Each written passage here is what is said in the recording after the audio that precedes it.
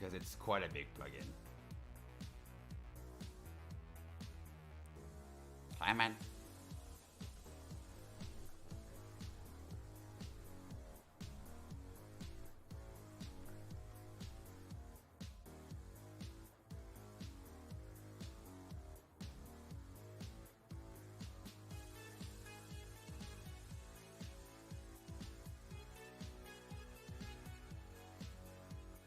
Yeah, I'm excited to start doing dynamic bones and stuff.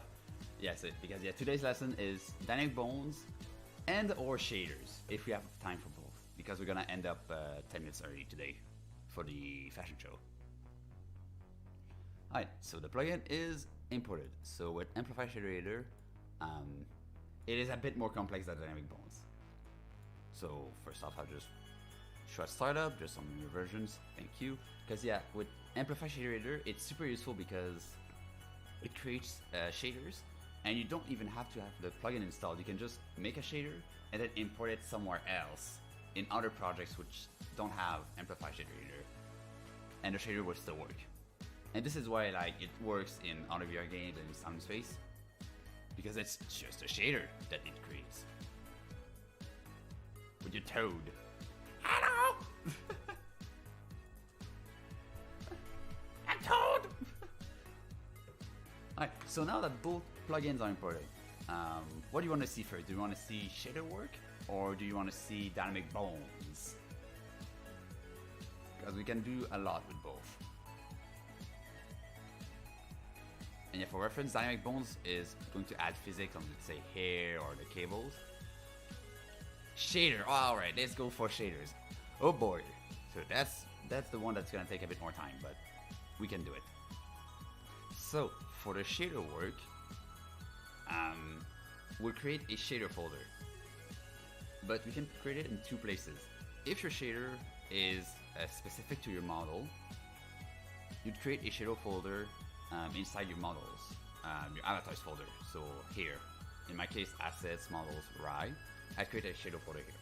But if you intend to use that shader with other avatars, I'd recommend putting it into the assets folder directly, because it's a bit more global. Okay, so yeah, in my case, the beams shader, so these bad boys here, I'm going to put it inside the avatars folder, because it's a bit more specific to RAI.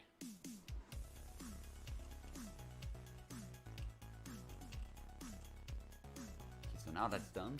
So to create the shader, it's a right click, create. No, it's not shader.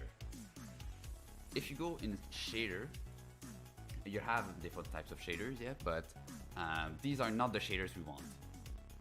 These are like coded shaders, so you create one and you have to code it yourself.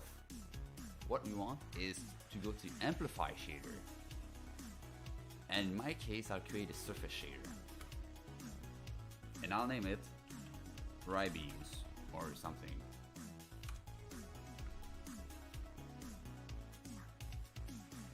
And once you create a shader, this window is gonna pop.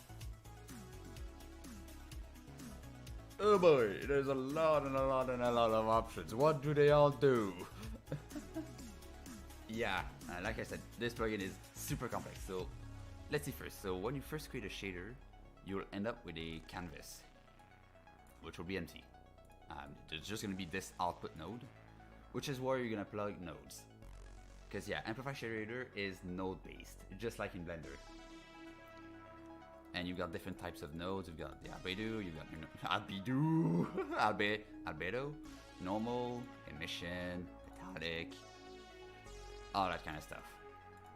And yeah, this is just for the standard shader, but you can select different types of shaders. You can create a UI shader, you can create a camera effect with post-processing, you can create a sprite shader.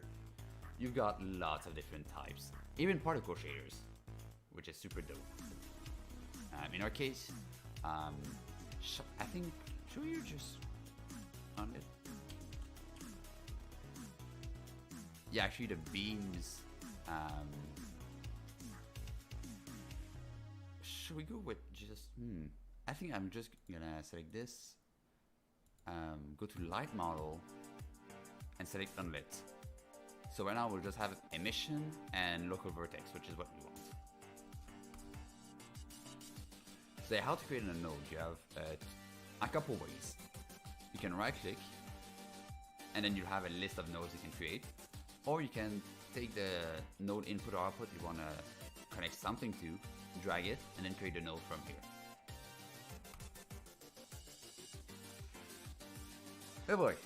So our shader here is going to be procedural, and how it's going to work, we'll have a sine wave that's going to control a gradient, and that sine wave is going to move on the UVs. That's why we did some UV and right work on the beams. So our first node we're going to create is a sin wave. It is a sin node. Yes, we're already starting with the complex node. And yeah, we're gonna do the beams first, and then we're gonna do the eyes, which will have textures. So that sin node is gonna create a sine wave. And what you can do actually is plug in a float. I like to just type the name of the nodes instead of just going through the list. So I'm going to create a quick float. Okay.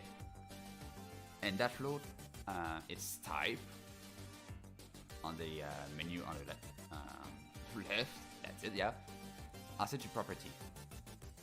And in this menu, it might be folded at first or unfolded, but if you're not unfolded, you can press on the square.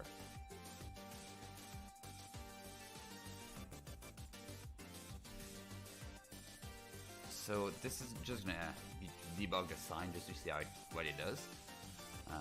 And to refresh the node, to refresh the shader, you press the little circle with arrows next to it. So just like a refresh button. So refresh. You can also automatically refresh it, but on big shaders I wouldn't recommend that, or on bigger projects I wouldn't recommend that. So just manually refresh once it's done. Now that we have this, so how to apply the shader, you select your material, and you see that shader drop down at the top. You click on it, and then you can select your shader from here. And there you go, the shader is applied. And now you can see also the float we put, so the number, is also displayed here. And you can edit it, and you can see it is flashing if I slide the float.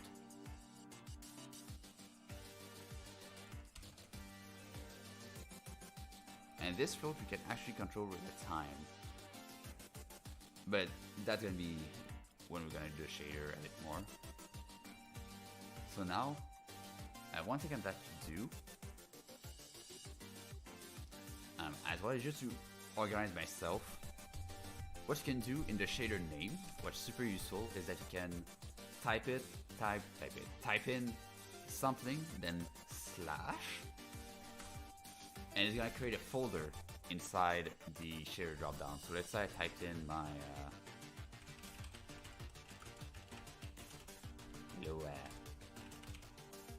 company name, there we go, and then slash the shader name. If I refresh, you'll see that our shader is inside that folder. Super useful to organize stuff. Okay, now we can start doing a bit more shader work. So we got our sin node. The properties it doesn't really have any properties. So if you click on it, you can get properties on the left here, but there's not really any here, so it doesn't matter. Next node I'm gonna pop is a time node, which will animate our shader, and I'll plug it inside the sin input. And to control the time, I will also create a float. There you go. I will also create a float for which I'm gonna call beam speed. And the type I'm gonna set to properties. Constant, that means it's gonna be a constant value in the shader. So you won't be able to change it. If you set it to property, that's gonna be, you're gonna be able to change it from the inspector. And I'm gonna plug it inside the time. In terms of what you can do, the type, you can name it. The property name, that's more useful when you're doing scripts and stuff. And this is also what's going to be displayed if you intend to animate it using an animator.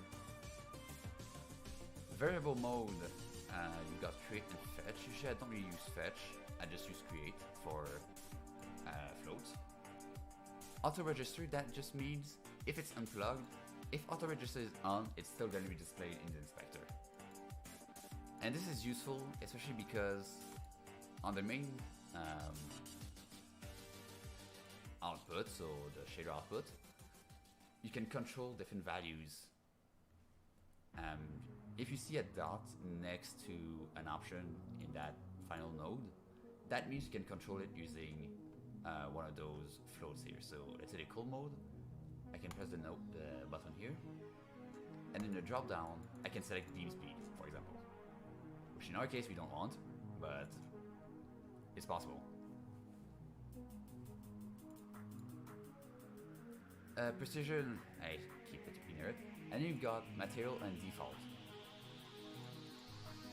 Because what you can do with floats, in particular, you can set a minimum and maximum value. Is it loud? Wait, let me check my mic actually, because I know my voice is supposed to be louder.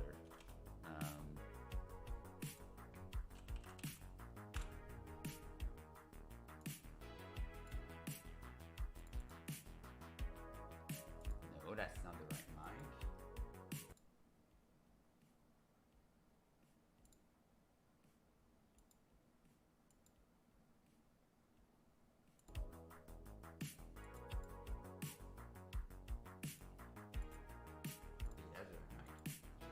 Why is it at 39? You son of a... It was at 39. That explains it. That explains it. Thank you. Yeah, I don't know why, but my sound setting, like my mic, it just keeps going to like super low, and I've got no clue why. And why is my webcam dead again? What's happening? There we go. Okay, now, okay, that's why my beak wasn't moving earlier. Because the mic wasn't working properly. But now it does, so... Is that better? Much better. No longer showing though. Yeah, there you go. Yeah, if I close Steam VR, if I close a mic or something, if I close a game or whatever, it just closes my webcam for some reason. I don't know what's happening. And hopefully my volume is gonna stay at that. I swear to dear Lord. But yeah, thanks for the heads up. So as I was saying, you've got material and default. So this is going to be like the values of your material.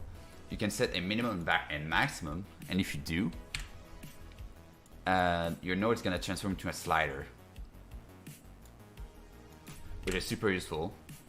In our case, I don't want to limit it, so I'll just keep it to 0. And the default value, so I'll be certain that default is selected, I'll set it to 1. And material, I guess I'll set it to 1 as well. 1. And then attributes.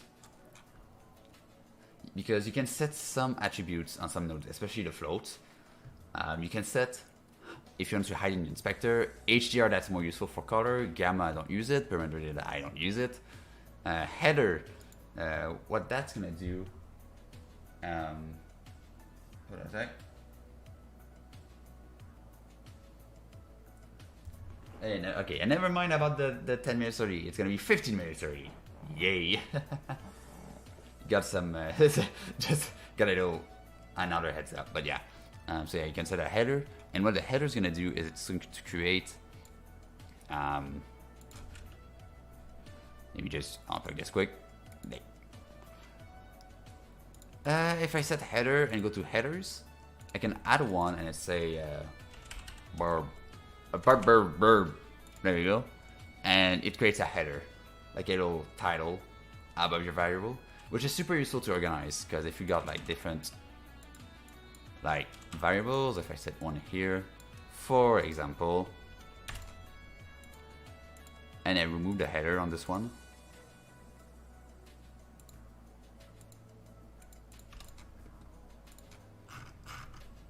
and if I put that second beam speed under, yeah. Hold up a sec, why did I copy the wrong thing? I swear to dear Lord.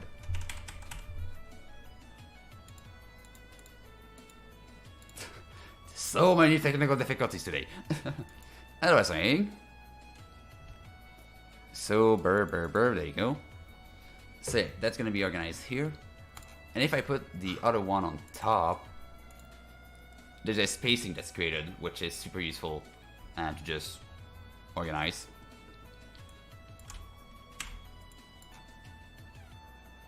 But I'm gonna remove it for now. Toggle.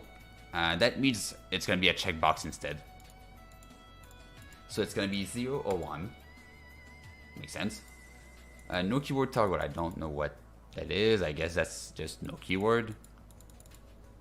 Yeah, keyword is more useful when you've got multiple like versions of your shaders, I guess.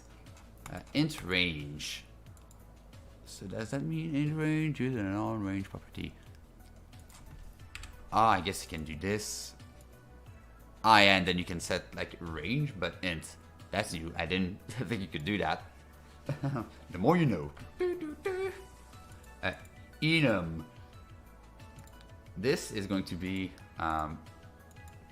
something, so you can create options. So option 0, 1, or 2. For example, you can name them. And that's going to be, it'll drop down here. And depending on what you selected, it's going to output one of those values. And then custom, but we don't use this here. So in terms of the shader here, timescale to 1, min max to 0, perfect. And the time out to the sin, to the sine wave. And as you can see, it doesn't work. Because, let me check, yes. At the top of your scene view, so over here, you've got this little thing here. Toggle skybox, fog, and various other effects. You've got to be sure that if your materials are animated, you have to be sure that animated materials is checked. Now, it doesn't work because for some reason my time is at 0. There you go, 1. There we go. Now you can see it is animated. So right now, it's just flashing black and white. Which I guess is a start.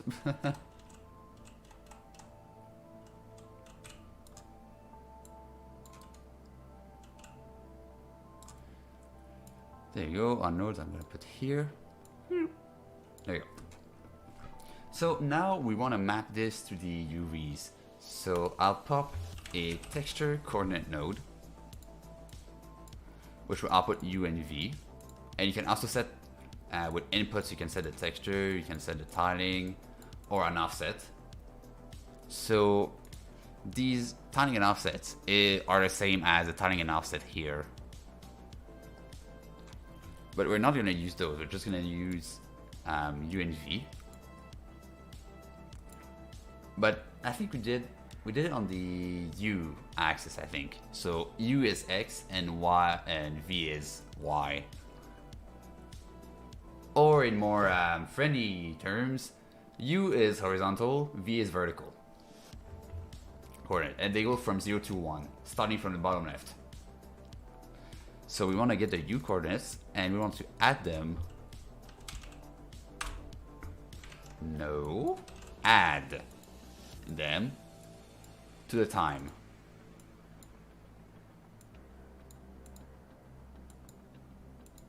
Did it glitch or something? No, it didn't. Did it glitch? Okay, glitch for a sec, but it's fine now. So we add that. Oh no, yes, it glitched. Alright, I'm just gonna refresh the window. Hopefully, let's see if it worked.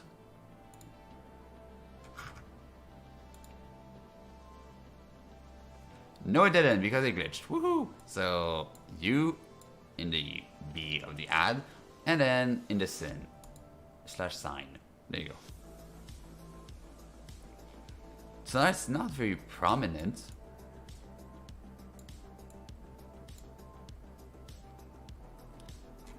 Doesn't seem prominent.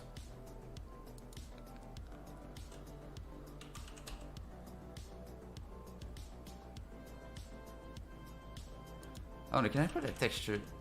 No, texture object, I wonder.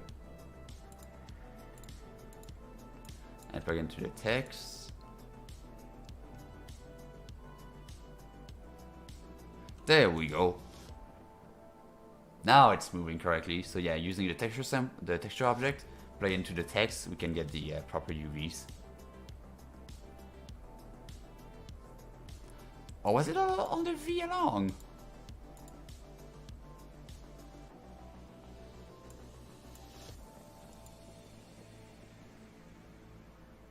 Okay, no, it's just because it didn't refresh for some reason. It said it was refreshed, but it wasn't refreshed. Unless I'm stupid. So let me just delete that. There you go. So yeah, take the U coordinates, add them to the time. But now it seems a little wide for the sine wave. And also, the sine wave goes from 1 to -1.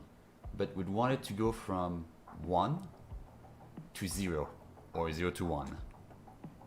So the sine wave, I'm gonna plug it into a remap node, and remap, the minimum is gonna be, the minimum old will be -1, max old 1, min u is 0, max new is 1.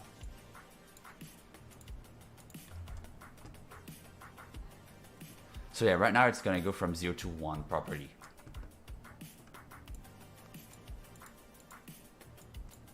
And if you click the arrows, you can get a preview as well. Oh, it looks like.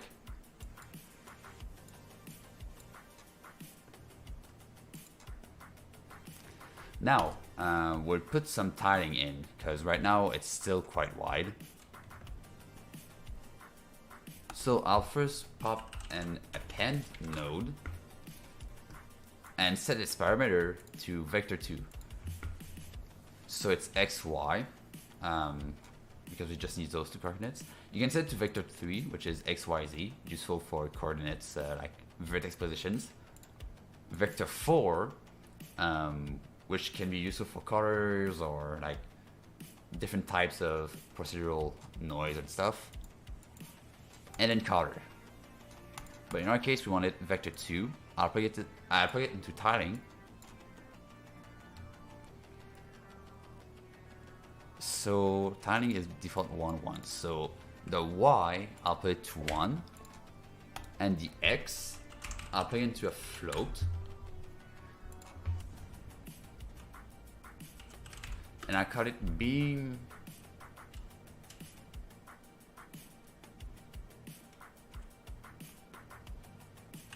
quantity, I guess. And plug it to the x. And default value is going to be 10.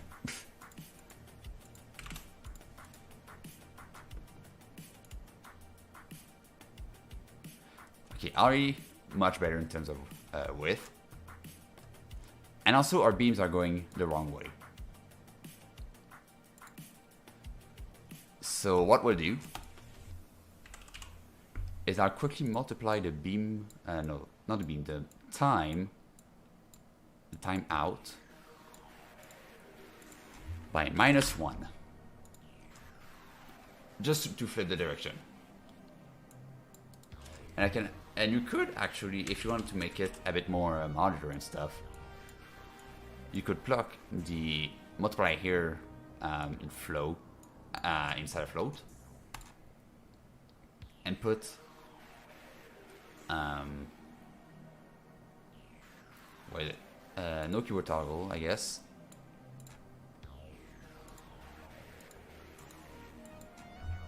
So that.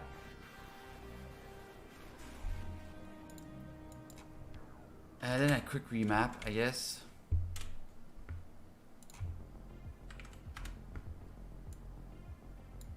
There you go.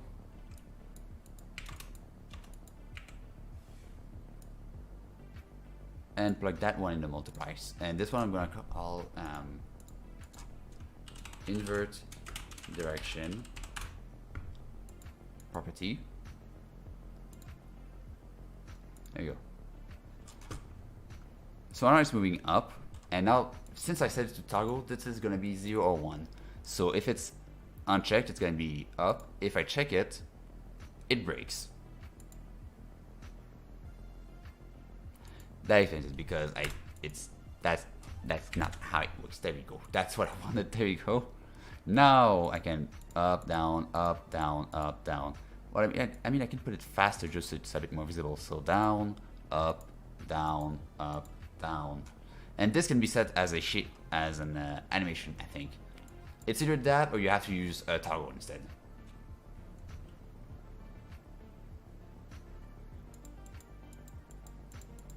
Yeah. So we got a start. And now we can set the size as well, so beam quantity.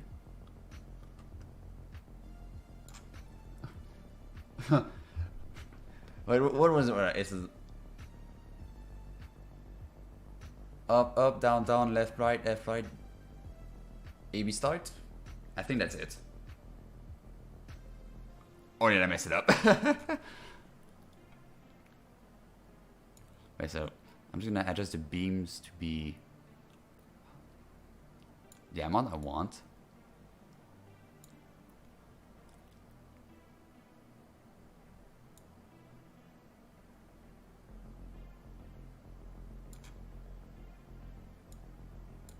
Like this, I guess.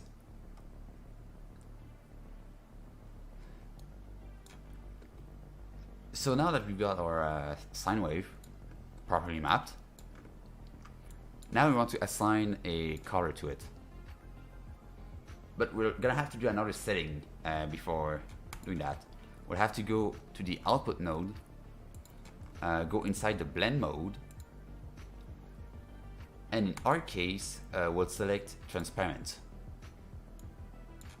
It might cause issues on other transparent objects, but this is the only way to get a semi-transparent object.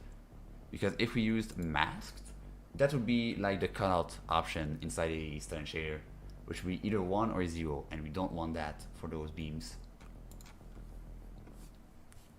So now that this is mapped, I plan to use a gradient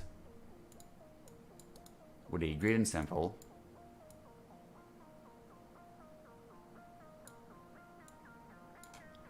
Like so, and map that here.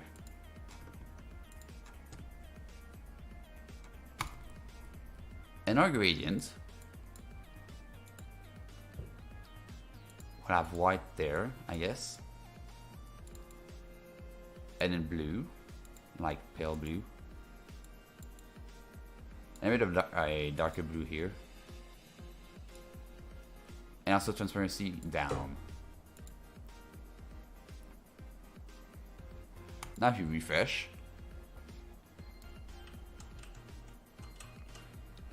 you can see the gradient being applied, but it's not transparent. And that's because right now we're in debug, and we want this to go inside, emission. Here we go. And we want to get the alpha output of this and put it to opacity. There we go.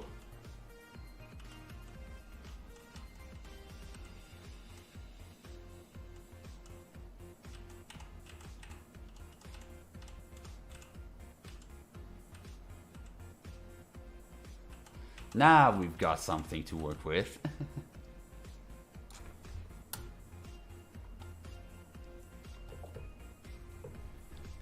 Epico. And I guess we could stop here for that shader. And we can always just adjust the gradient here.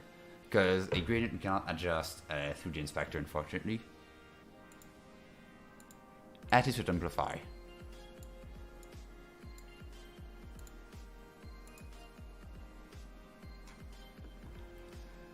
But I guess what we can do also to make it glow.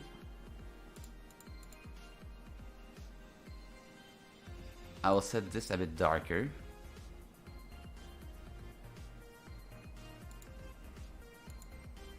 And this a bit darker too. And pass this in a multiply. Which I'll then plug in float. Which is gonna multiply pretty much every single value at the same time.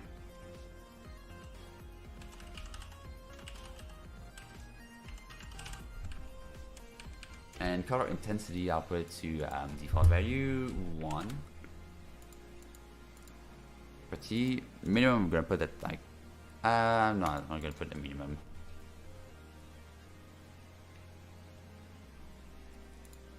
Now, if we go back here and set the color intensity like 1.2,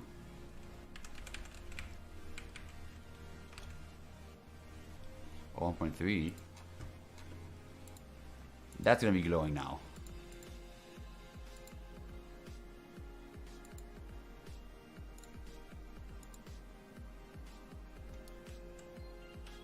It's not gonna show here, but on the pretty filter, it's gonna show.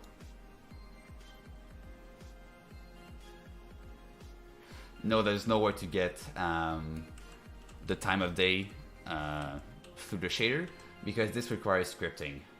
And you cannot use scripts on avatars. But you can get the light color of the sun. And for that you'd use light color, which is gonna get the pretty much the sun color of whatever light is there or you're next to. But I think it's probably gonna be the main sun in Somnium. So you're gonna be able to get the color and also the intensity. So you can adjust stuff in the shader depending on what time, I quote this, time of day. But if you do this with your shader, please know that this is also gonna apply in worlds. So if you use your avatar inside Somnium worlds and the world doesn't have lights, this is gonna return a 0.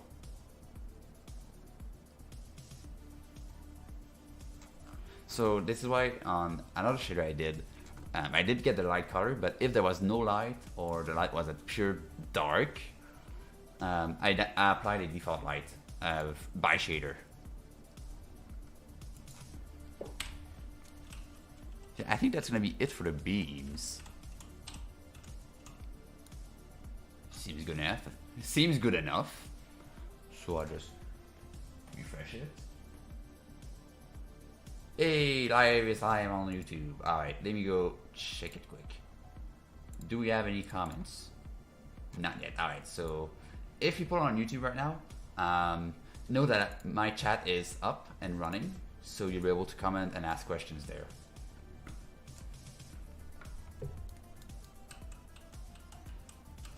And yeah, if you're enjoying this content, you can give us a little follow both on Twitch and YouTube. We do streams pretty much every single day. Not every single day, but pretty much every week. We've got concerts on Wednesdays, we've got discos on Saturdays, we've got building streams on Friday. I swear I'm messing that one up every single time. And then we've got my avatar streams on Sundays. And yeah, if you have any questions, be sure to ask them in the chat and I'll be able to answer you right away. Okay, so now that the beams are done, I don't know how they're gonna glow because we don't have any post-processing here to test. Like I could import it and try and put a bloom filter on, but it wouldn't be accurate because I don't know values inside the game. So now that we have the beams, which are, well, I mean, we have the beams, but we also have I want to put some vertex offset as well. So I'll first select all of these and press C to put a huge block around them and name it beam color. This is just to organize myself. And now for the offsets, this is a bit more complicated. I'll first put a noise generator down, which is going to be 3D.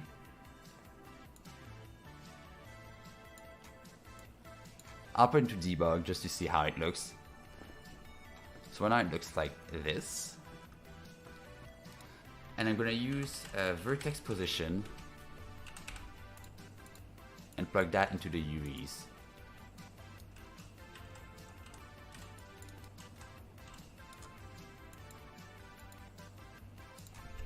And that's probably too big. Yeah. So I'm gonna put a float. Because we've got different types of noise here, so and different scales we want to put in. So I put a float property, beam distort. I'm gonna try small because we've got, remember, we've got the red and blue channels. Or was it red and green? I think it was red and blue. There you put. Was it? Let me check in Blender.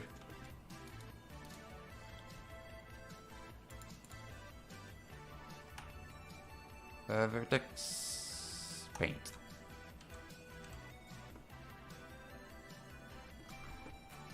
Okay, no, blue was only for the beams. Red was for the body. So we're just gonna copy the nodes, I guess. And we've got a way to do it as well. So I'm gonna just call it distort. Distort scale. And default, it's gonna be 10, I guess.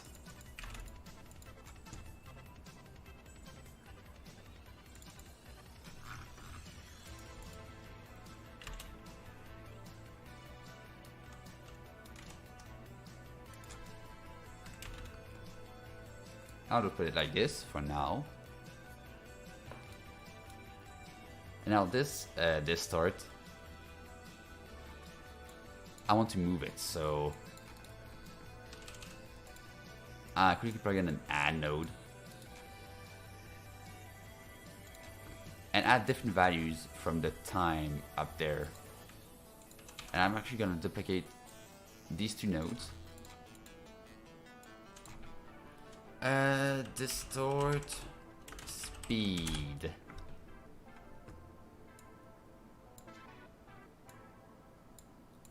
And I'm gonna plug it into an append like earlier. So X, Y, Z.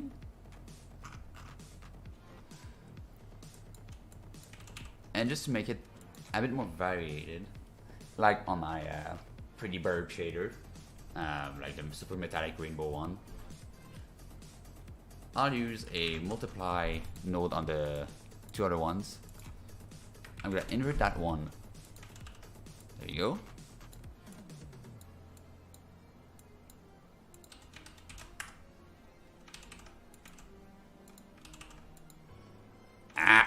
There you go. -1. And this one, 0.5, I guess. And that I'm gonna plug into the add. Not the first, thank you, the second one. And now it is way too fast.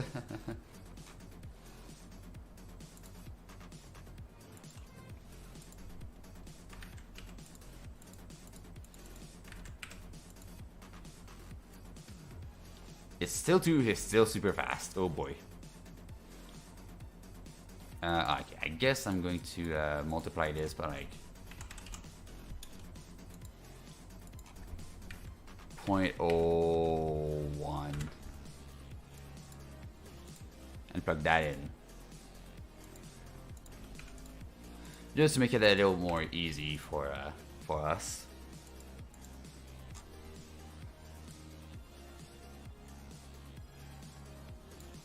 There you go.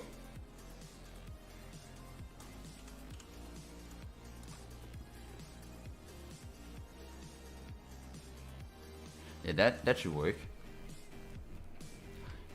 Now, we want to take this and multiply it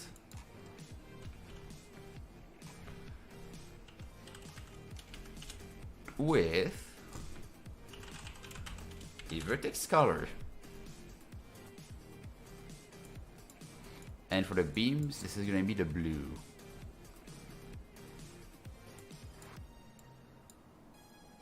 And we actually don't need a split, we just need this.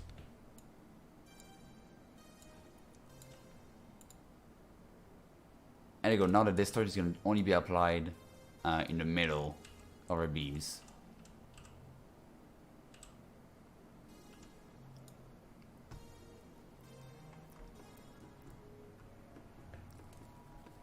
And now I guess we can test putting it into the offset, but I guess I'm going to first multiply two of them, multiply by 0.1, take this, play into the multiply, distort, intensity,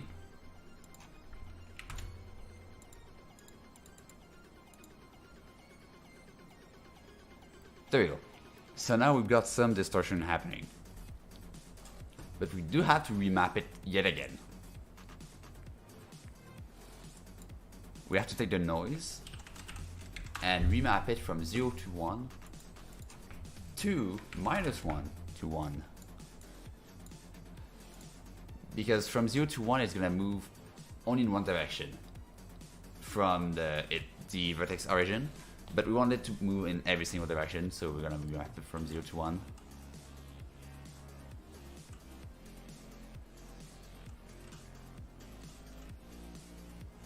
And also it only moves diagonal.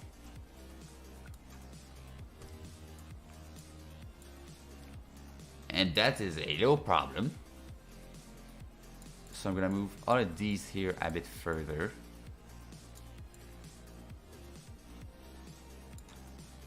Like here. I will be taking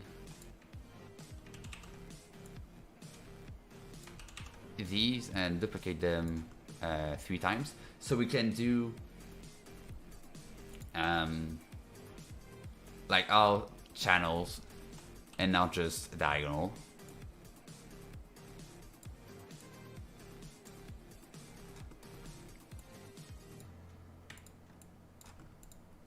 And I'll be plugging this down there instead.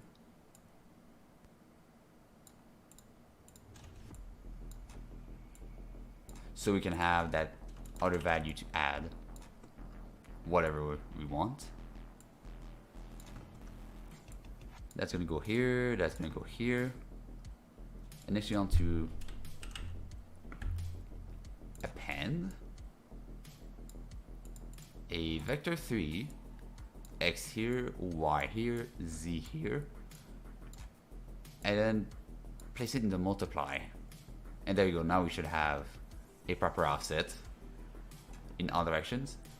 And on here I'm gonna add like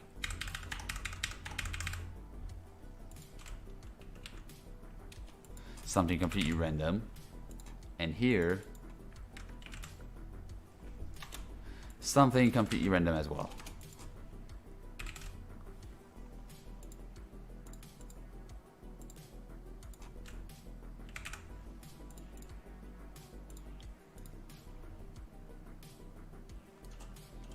So now the beam is going to move in every single direction.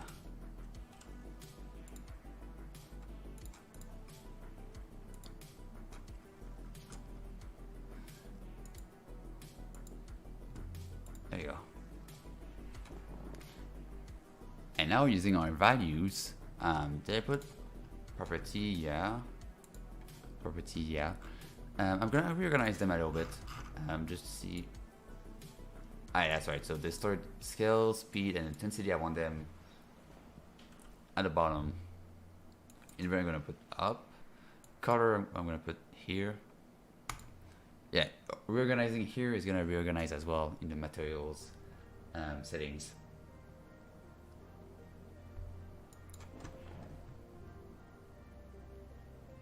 So the scale I'm gonna put lower.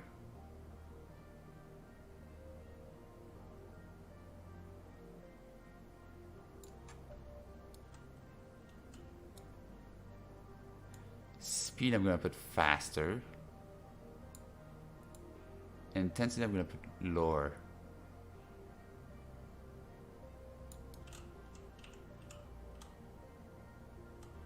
So now you can see it waves just a little bit. Very subtle.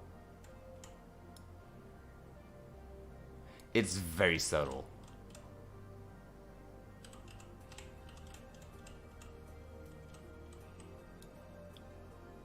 Even on the arm it's very subtle, but it's there.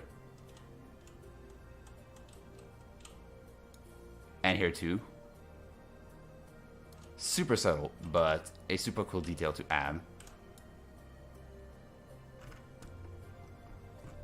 And now this we can organize it a little more.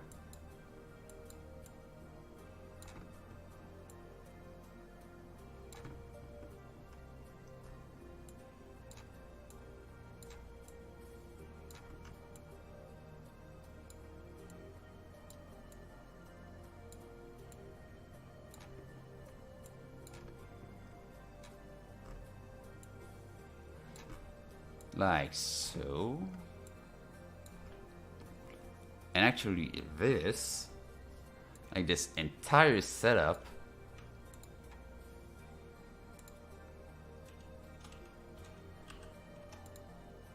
I will put inside a shader function, and you'll see why later. So I'll copy this, and inside my shaders folder I'm going to create amplify shader function wind effect. I'll be pasting those in.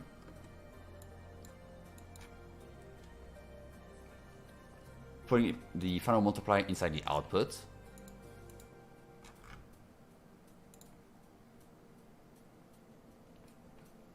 And now I'll take a couple of inputs. So I'm going to create a shader, no, not shader, function input, I think. Function input. Which I'm going to call wind intensity, which is a float. Plug it here. And then we've got a scale. So wind scale. And that goes in the noise scale inputs. So here, here, or here.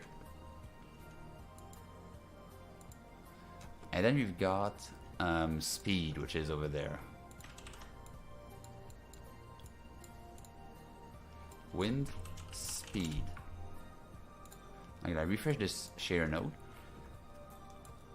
I'll be deleting this entire setup.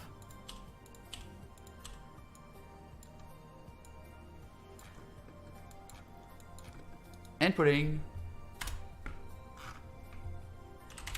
wind effect, which has wind speed, wind scale. I'm sorry, wind speed, wind scale, wind intensity. Output debug. Just see.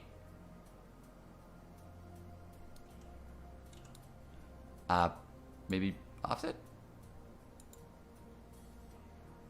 There you go.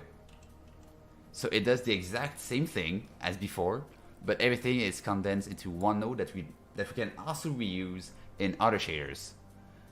In fact, we're gonna reuse it for the wind effect on the hair and the clothing.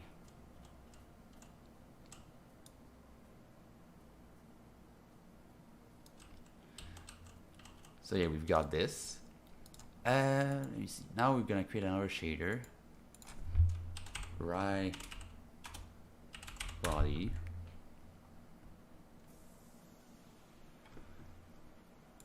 For which we're gonna start using some textures. So we'll create a texture sample that I'll call albedo, but I'm gonna unlock the property name and set it to main text, which is the name of pretty much every single main texture on every shader. And that is useful if you go in the drop down and select another shader. If a property has the same name and the same type, it's gonna keep the value. So if you have a texture already assigned and you change the shader and it has the same property, it's gonna transfer the texture over, which is super useful. So this, I'll plug it to albedo.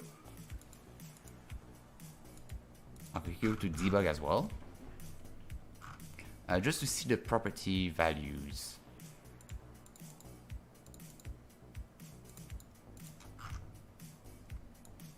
Just so I don't mess up my names. So we got our albedo. I'll put a color. Now we're doing like a standard shader, copying the standard shader over to amplify. This color I set it to property, call it tint in the inspector, but in the property name, I'll call it, what's the name? It's gonna be underscore color.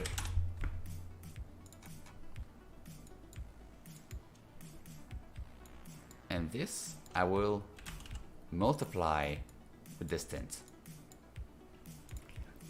And also super important, you can also, with tint and textures, you've got multiple other properties. So in the albedo, for example, in the default properties, you can set the default texture to white, black, gray, or bump. So if nothing is assigned, it's gonna be this. In our case, I want it to be white. Autocast mode, that's gonna be useful if you intend to do custom reflections. If you do that, you set it to cube. Index, I don't really use it, but I think that's more used for texture arrays. UV sets, that's useful if you have multiple UV sets. Let's say in Blender, I could go, let's say on the clothing,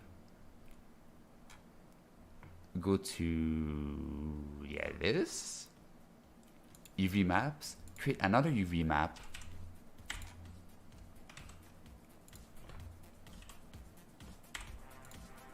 And if I go to UV editing, you see I've got this UV map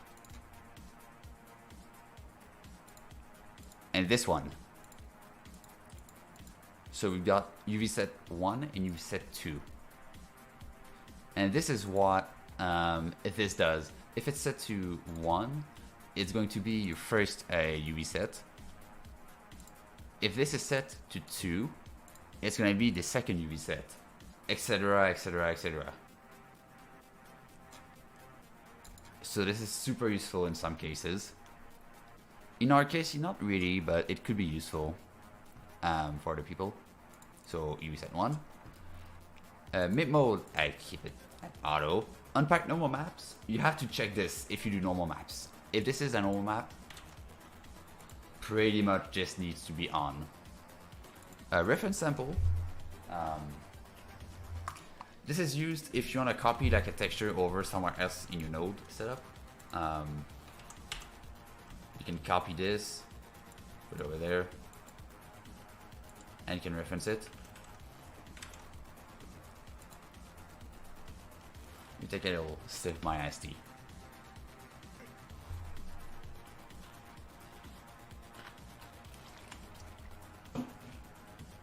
Wouldn't be an avatar stream without my ISD.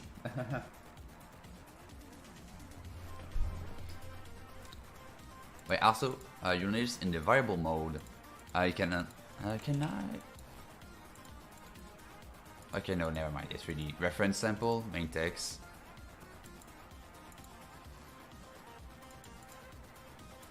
So for example, if I set a default texture here, is it going to, no, wait, it's gonna be this, no, yeah,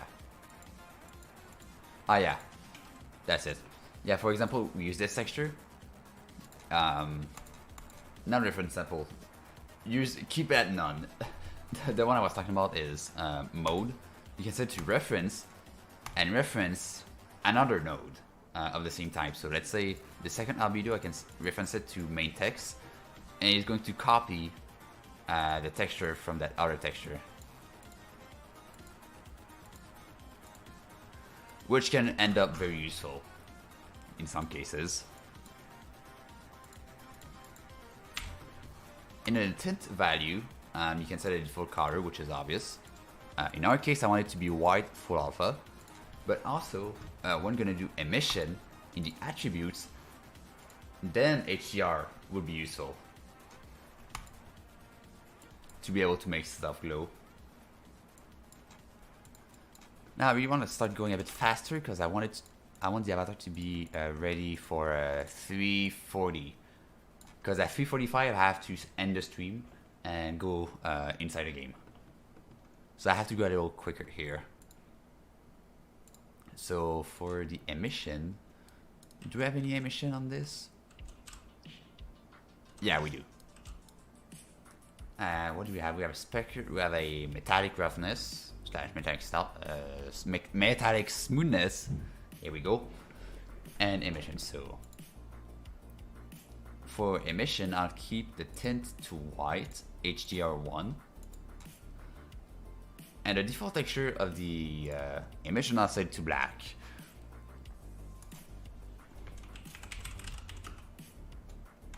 Emission map. And property name _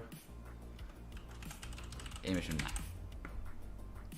And the tint, emission tint _ emission.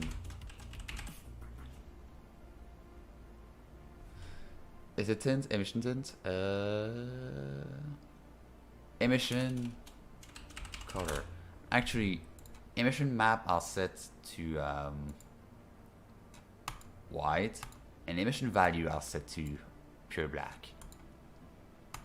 Because in case we don't have any textures, we can set the color instead.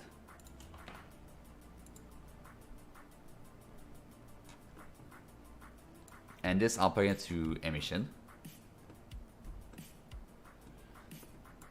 And now for the metallic and smoothness.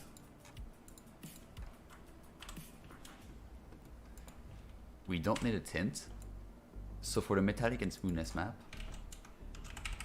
I'll just write smoothness. It's gonna be called _ metallic gloss map. Please. _ metallic gloss map. There we go.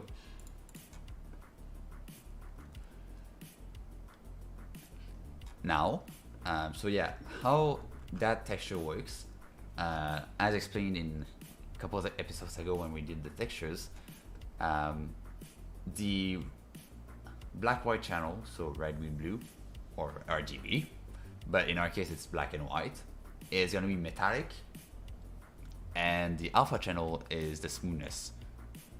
So what we can do, because we just need one channel, actually, just one red, one green, or one blue channel, because it's just black or white. We'll plug the red in metallic and alpha in smoothness.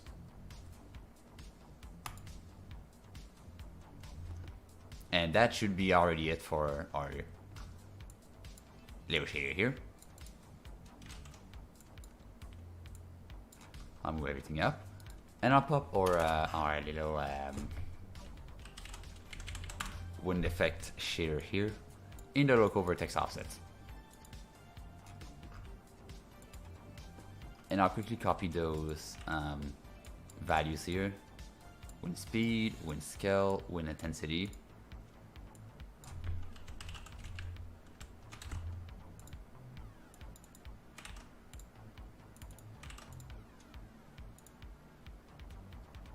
Like so.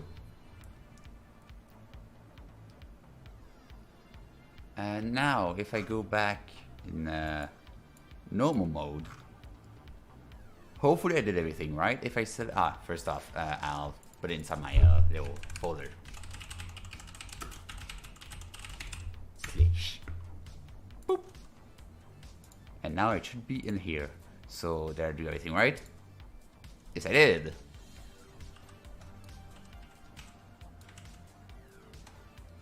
Okay, the emission didn't copy perfect. So 250 Ti, 1.4, something like that, yeah.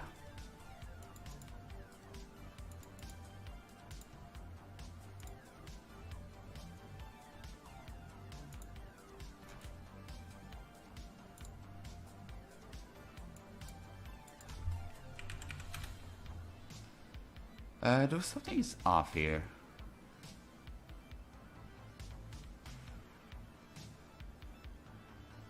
Yeah, something is definitely off here.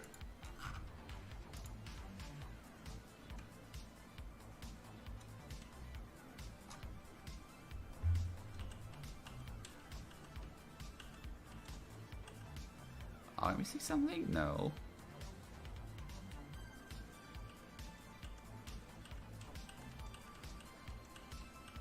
Like the emission is so different.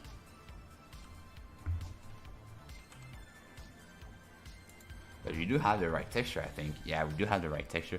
I guess I'll just boost up the emission a little bit.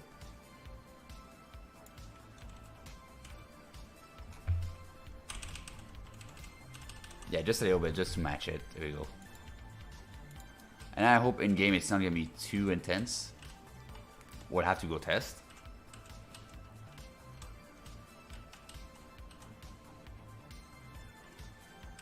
Yeah, we'll have to go test, but so now if you go on the hair,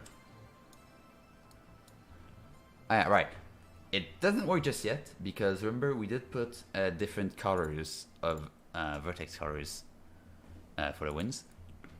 So, and we don't have that option here.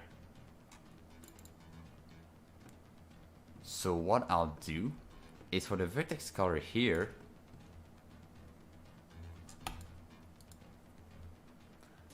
I will do, let's see, can I? No.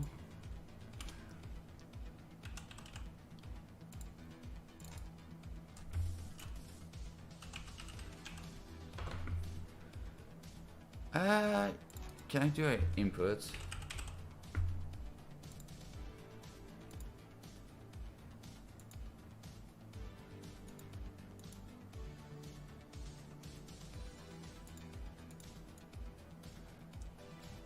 Okay, we'll have to use this input. I'll copy this vertex color off, plug that into the multiply, color mask.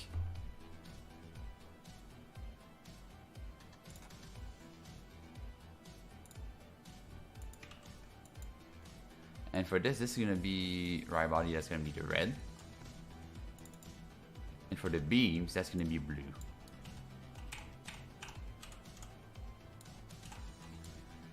So if you refresh the beams, still fine. If you refresh the body,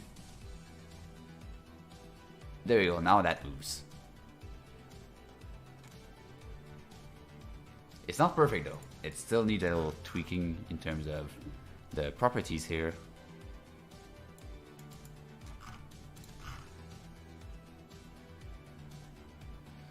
So in terms of speed, I'll boost it a little bit. And the scale I'll put lower.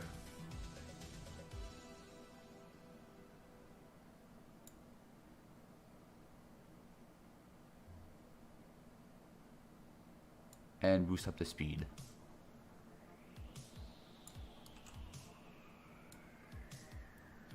Actually, the scale I'll put it a little bigger, not too big.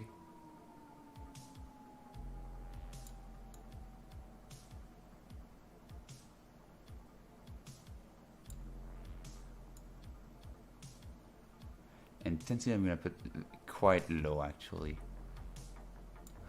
Just enough to say that it moves.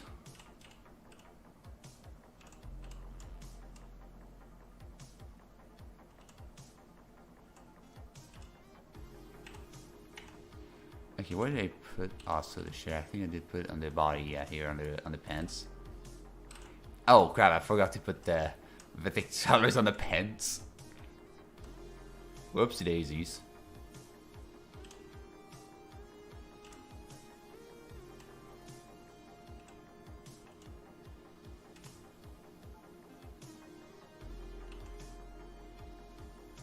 Yeah, I forgot to put them on the pants. Oops. I guess we'll go fix this quick.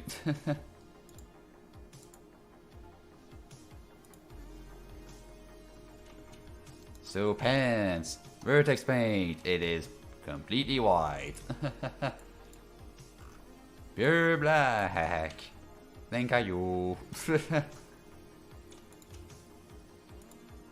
Export, FBX.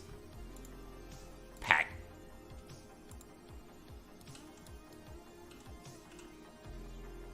There we go. I guess we can put a little bit of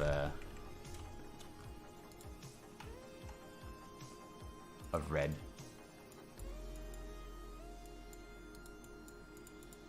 On here, just not too much. At least on the end here. You son of a. At least on the end here.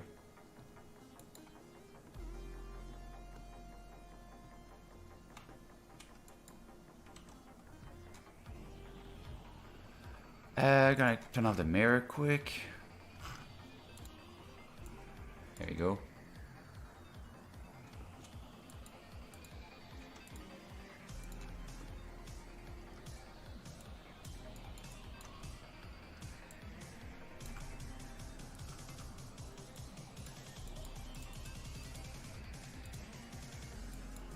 There you go.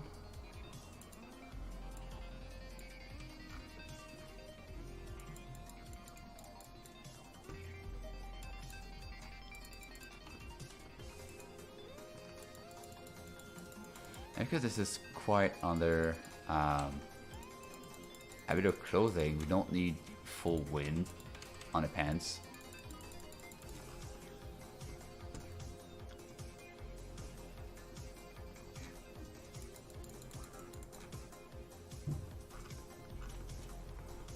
Yeah, like this. That could work. Export FBX. Export.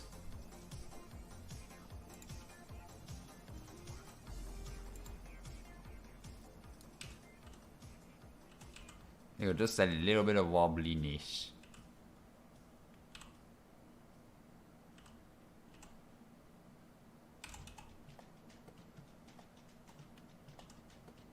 That's gonna be good. And we do need some green for these. So I put another wind.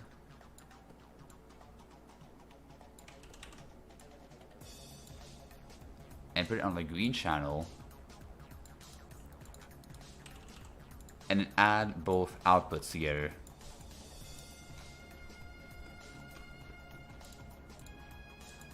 Wind speed small.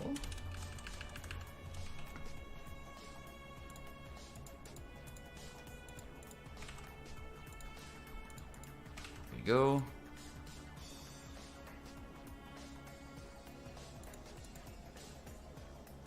Actually, that's gonna be I reversed it. I reversed it.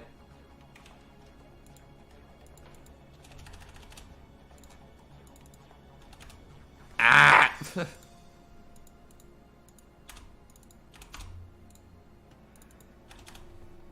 Are you? Come on.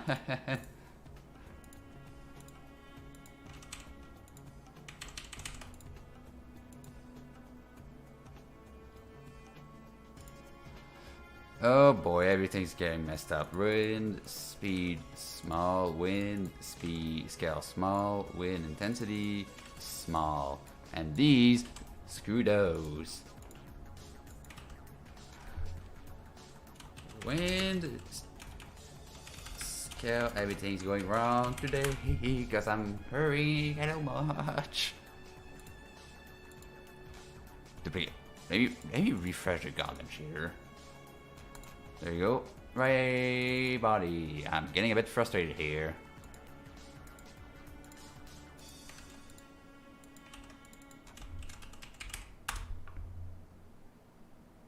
There we go. There. That's gonna be large.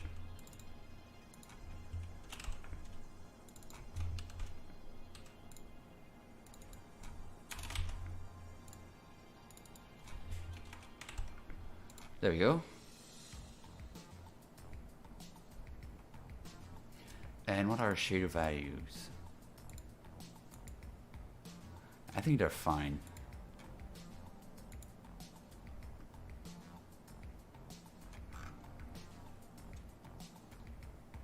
Small, large, small, large, small, large. Alright, so now if you go on the cables here, you can see the little cables are moving. Yeah. And on the small one, the wind scale, I'm gonna boost a lot. And put the scale way lower.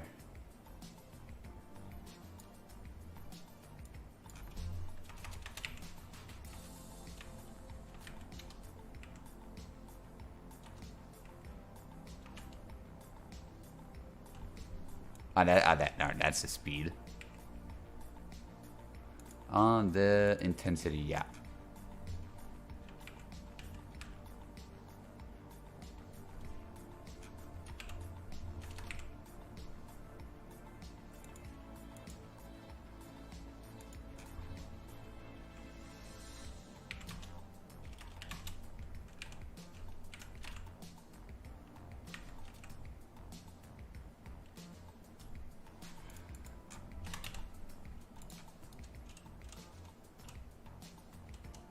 There you go. Now it moves a little bit. And this should move a little bit as well. Yay. Alright, so the wind effect is done. And you've got, yeah, hoodie, that should work. Alright. And now we've got the eyes to do. I mean, I really want to do the dynamic bones as well. So hopefully I have time. Is the final rush. Create shader surface. Right eyes. And now quickly also go to assets, create a shader folder in the assets. Create another one, shader functions in there, and put the function we did earlier in there, because I might reuse this node for future avatars. Alright, now let's do the eyes. So for the eyes, I'll copy what I had for the body here in the eyes.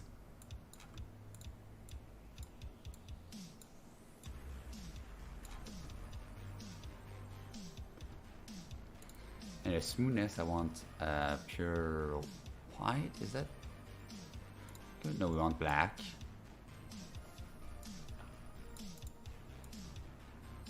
Metallic and alpha smoothness.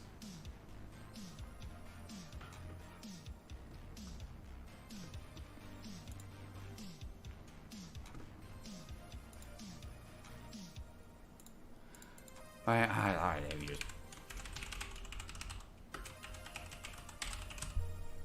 Organize this.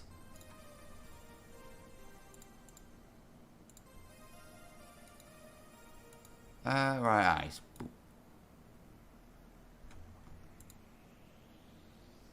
And why did for I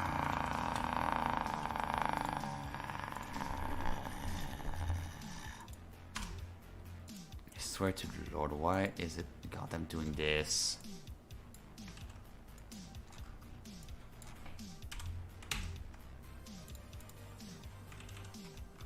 Okay, never. Okay, I cannot copy paste and keep the same property names. Apparently, even on different shaders.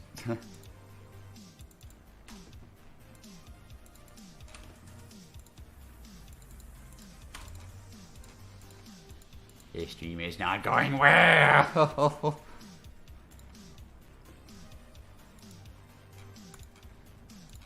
Go back here and eyes. There we go.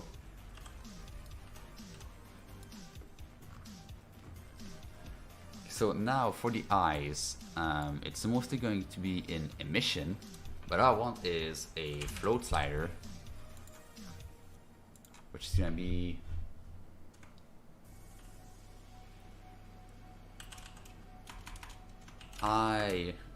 should I call it eye power property? Set from 0 to 1, default is 1.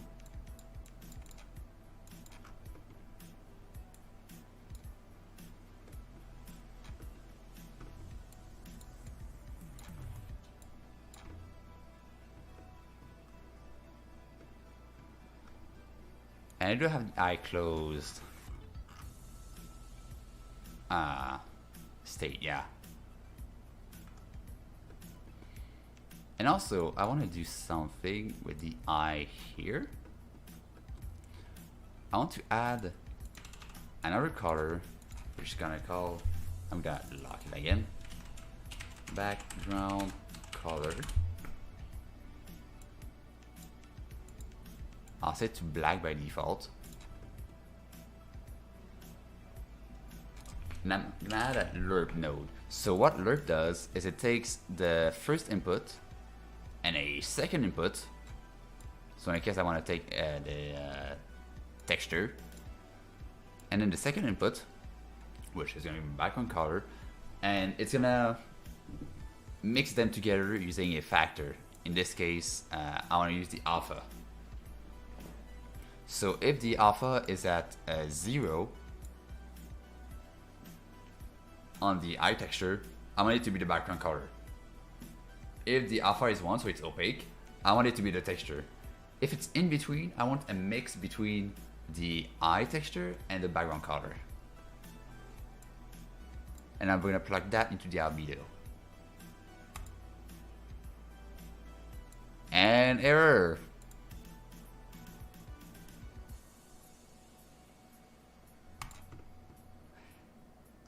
Oh boy.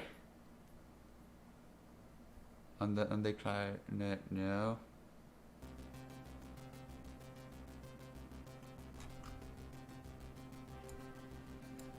Okay, why did they pop an error on me?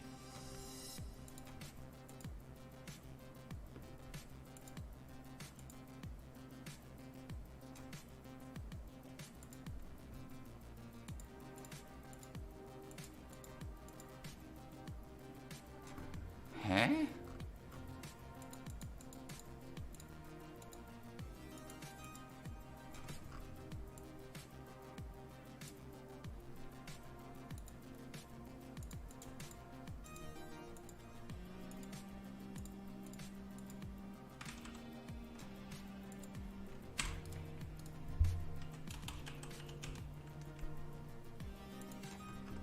Are you serious?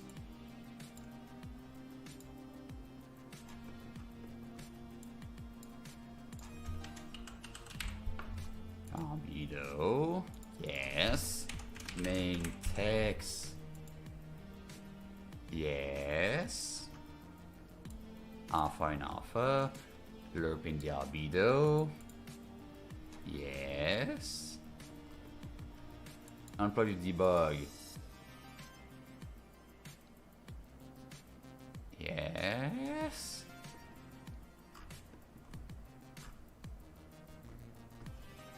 This in the multiply, yes.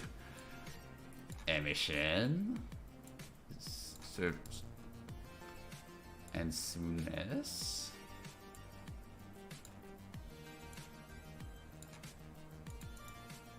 no. Why?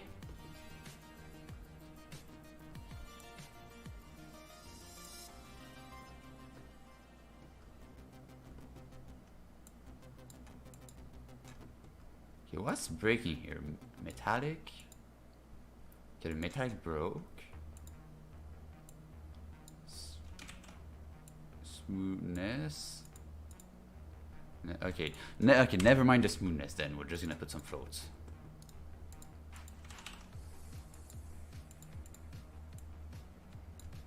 So metallic, I don't want it to be metallic, and I want it to be fully smooth. Alright, now, if we put a background color, I can put a background color perfect. Now, perfect.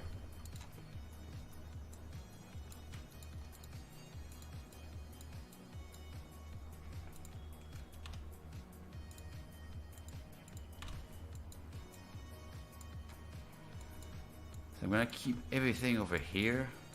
So I've got the main color, so this is when the eye is opened.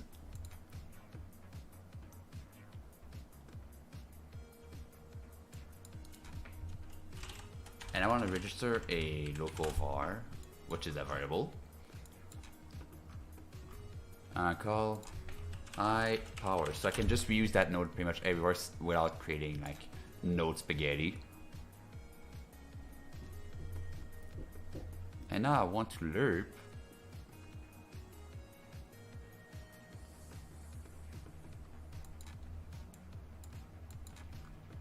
I'm gonna move this over here. I close color.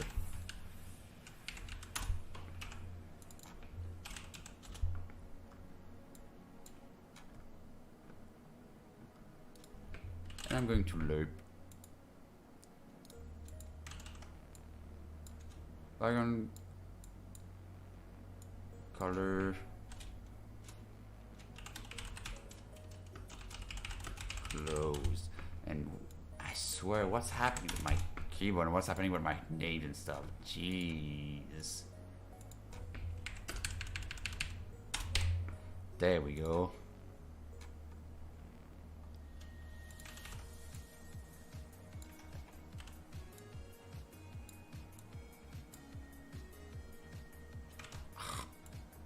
Go.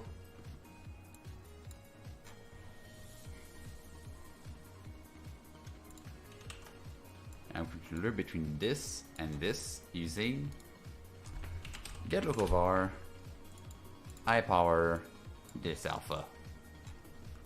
So if it's one, I want actually to be the inverse of this, and this goes in the albedo. Bang.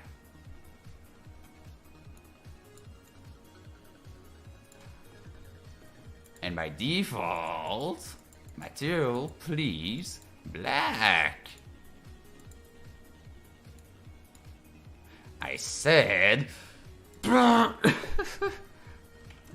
wait, it's black already. What?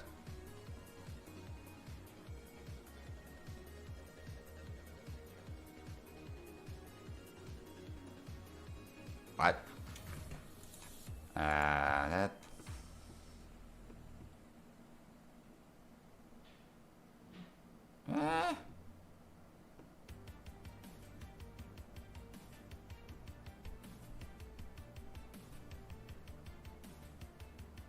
Ah, right, because this texture is white by default, so I'm gonna put to eye closed. Bang, there we go. Makes sense. And click if I remove the glow.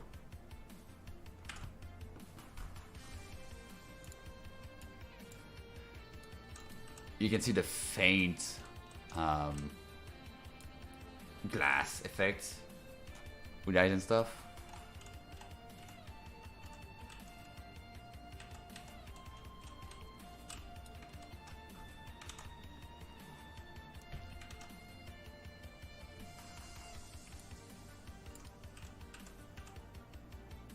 Actually, how many materials do we have here? We have 3 materials. Actually, I'd want one for the left eye and one for the right eye, or something. Oh no, I know what I was gonna do for the flicker effect. I'm gonna go back to the mesh, select both eyes, go to UV editing. So we got our UVs perfectly fine. I want to create another UV map. Like that, unwrap. Scale all of these to 0.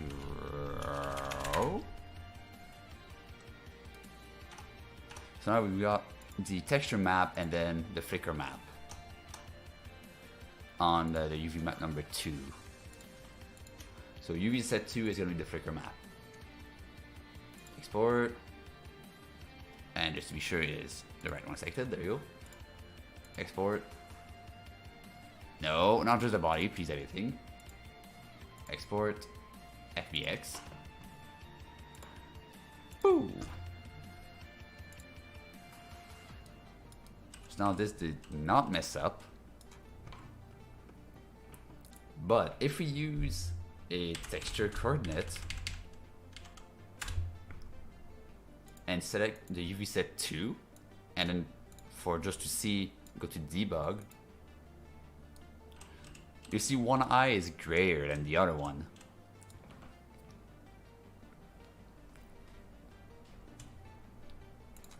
But if I select UV set 1, you see how the UVs are different? That's because it's really 2 different UV sets, and we're gonna use the second one for the flickering effect.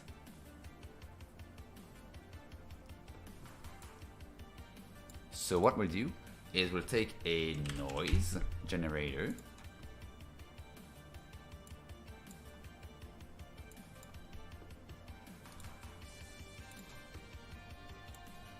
we'll plug it in there, time as usual,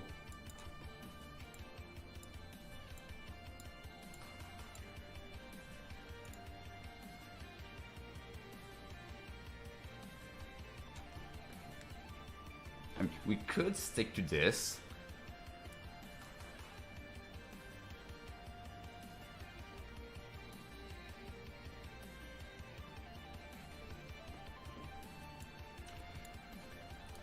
But I want to put a float.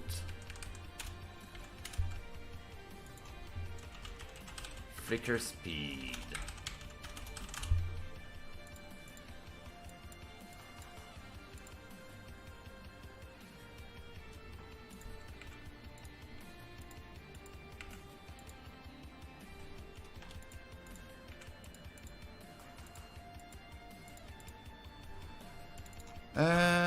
Materials, bang, bang, eyes, flicker speed.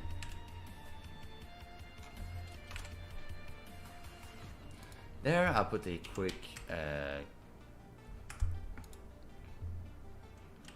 gradient. Should I use a gradient? I think I should use a gradient, yeah. Here we go.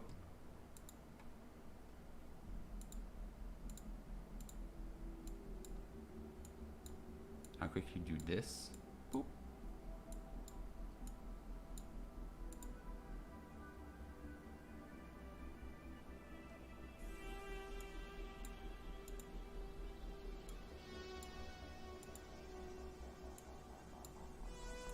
Right to the debug.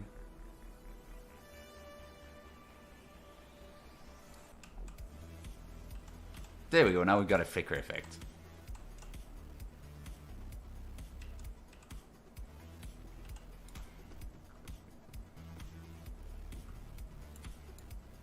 And now this flicker effect I can register as this, register local var, flicker,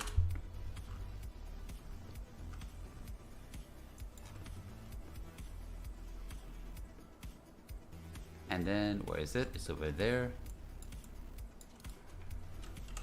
Get local var, flicker, multiply,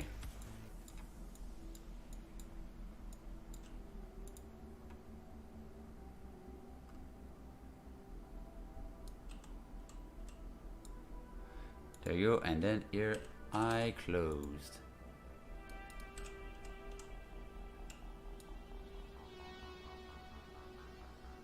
And you can see how it flickers a little bit, like from time to time it's gonna flicker.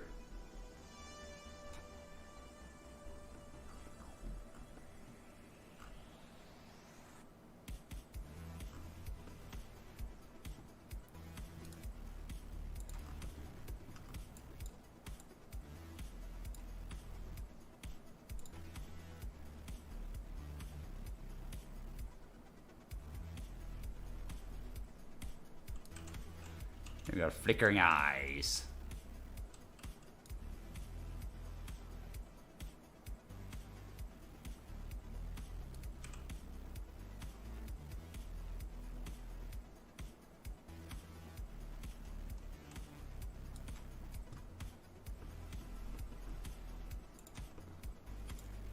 Actually, the flicker, I'm not gonna close entirely. I'm gonna put the gradient a bit higher because I don't want the eyes to like fully close much either.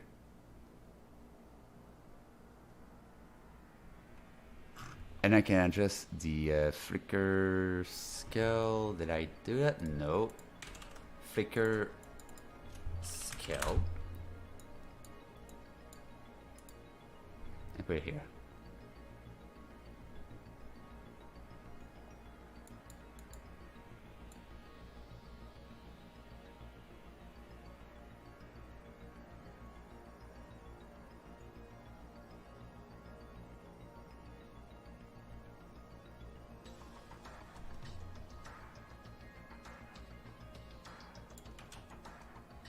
I think I'm gonna keep it at 1 here.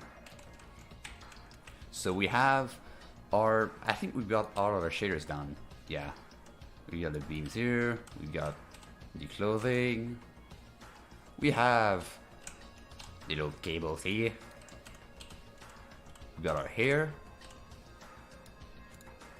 And we've got our eyes. Perfect.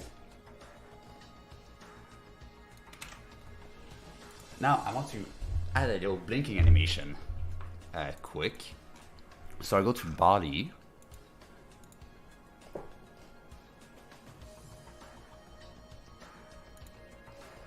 I should actually use my little cheat technique. I'm gonna try using my cheating little cheat I used at one point. We'll see if it works. I'm gonna create a game object. I'm gonna call it my avatar name, put my entire avatar in it,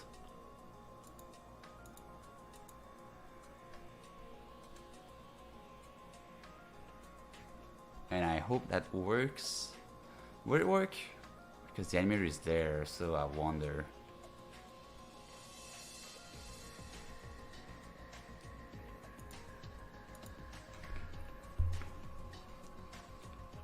I wonder if I put avatar config and then I put my animator.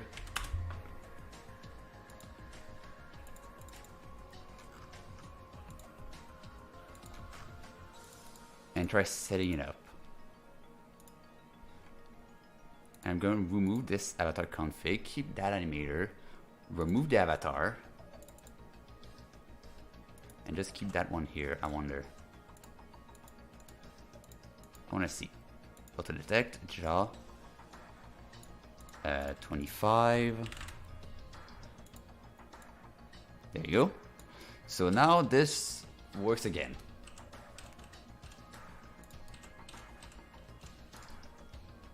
What I do be wondering. I'm gonna import a test animation.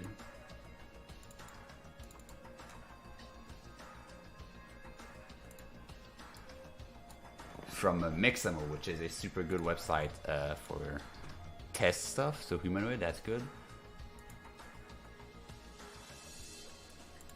And I'm going to create a quick animator to animate.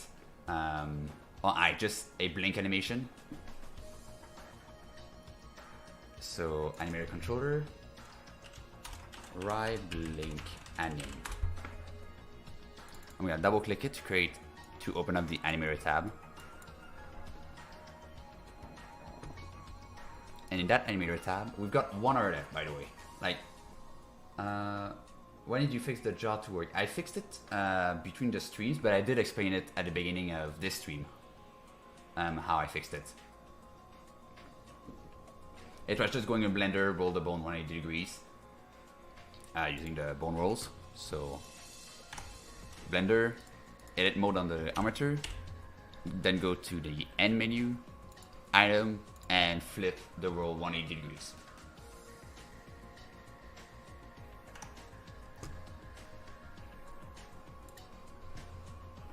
Alright, so I'll quickly create an animation. now we got an animator controller. We need an animation. So I'll call it try blink. Okay. And now I'm not gonna use it as the blink animation just yet because I want to actually put on here from the assets.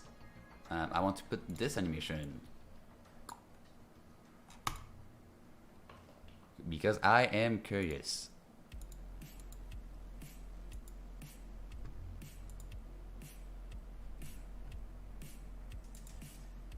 And then if I go to models, right, and put this in. Alright, so it still works humanoid. That's good. So confirm it works humanoid. The avatar is still gonna work during this little setup. This setup is used at least while custom animations are not working. This is like a little cheat I created. A little cheat sheet, it's cool. And where you create an empty and you drag your avatar in. On that empty, you put the avatar config and an animator with your avatar's avatar, so the bust here. And then inside there, you'll have your avatar with the default animator. You remove the avatar there, and in here you put your animator. That's what I found to work somehow. So now we'll put back the animation I wanted to do, and we're gonna open up using Control-6 the animation window. I'll select this animation, and now I want to animate the flicker value / the blinking value. So if you go to body, yes, I'm gonna record using the record button, and the eye power output to 0 and 1. You see how the value changed here in the keyframe that I have input. So I'll put it at 1 at first, and then I'll put just a couple of random blinking values. So let's say, okay, so this is gonna be open, blink, doop. Okay, that's actually a good time for blink.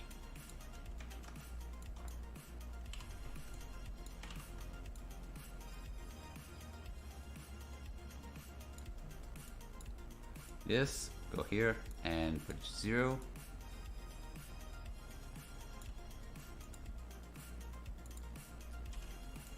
So that's a good, that's a blink.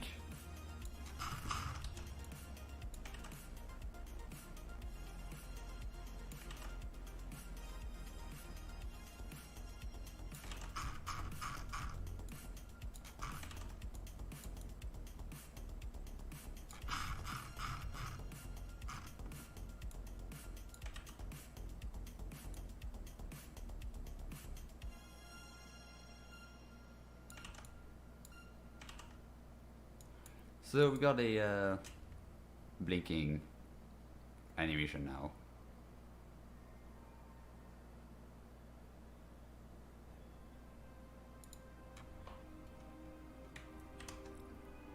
So if I just let this play like this. Doop.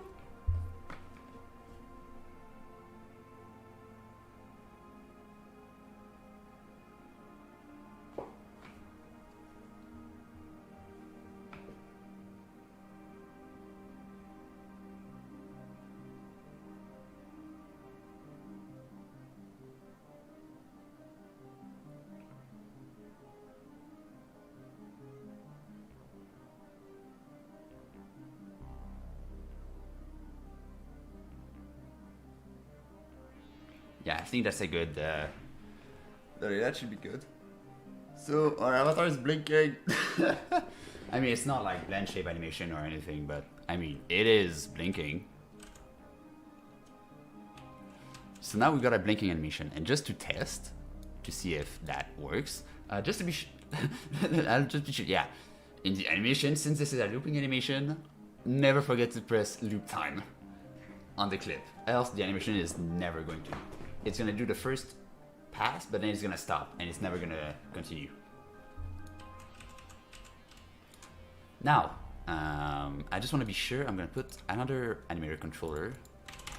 I'm gonna duplicate this one, just to be sure it works. Back, and that one. I'll put the Mickyelloow animation on top, just to see if the humanoid animations are gonna apply with that blinking animation we put.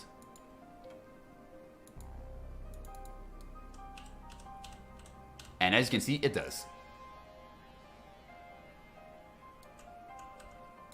Okay, I mean the animation clip we used is not looping, but it still played the blinking animation, so we're 100% sure it's going to work. It's gonna work. So I'll remove this, and now let's pass on the dynamic bones quick. Now that the shaders are done. Save this, and to be sure we don't lose our progress in case the scene gets wiped, I'll take this entire game object and I'll drop it down in my models folder here. And this is going to create a prefab. Opening file. Oh, okay. What happened? What? Okay. Never mind that error message. That was a bit weird. But yeah, we're gonna create a prefab. So now we can drag this into any other scene. In case this scene gets completely deleted, we can just drag this on in the new scene, and we'll still have our config. We'll still have our dynamic bones. We'll still have our shaders and stuff. Everything's still gonna be there. Now let's do some dynamic bones work. So usually the dynamic bones I put on top here, like at the root of the avatar, I'll put it there for the dynamic bone. So to create a dynamic bone, you'll go to add component and select dynamic bone. So we've got a couple dynamic bones we want to put. We want to put one for the hair. We want to put one for the clip and the strands. We want to put one for here. I mean, we could try spring joint. Did they get whitelisted?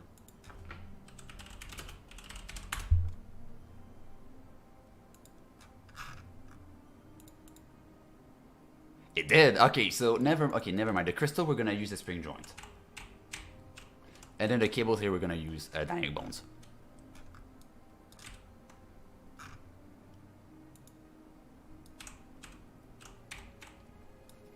So dynamic bones, we'll first put the root of the bone we want to put dynamic. So first off, we'll do the hair.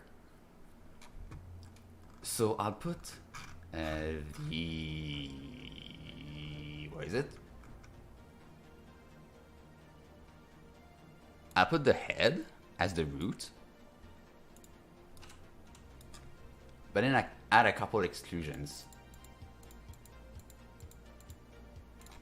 So I'll do this. Do this and add 4 exclusions, so it doesn't affect the eyes, the jaw, and the tongue. So it's just gonna affect the hair. And now we'll want to play with the dampings and stuff. So now if we press play,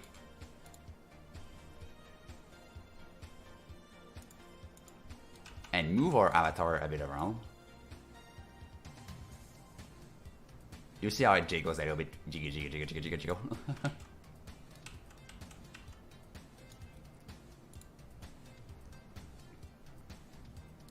But I think on the head it was a bit of a mistake.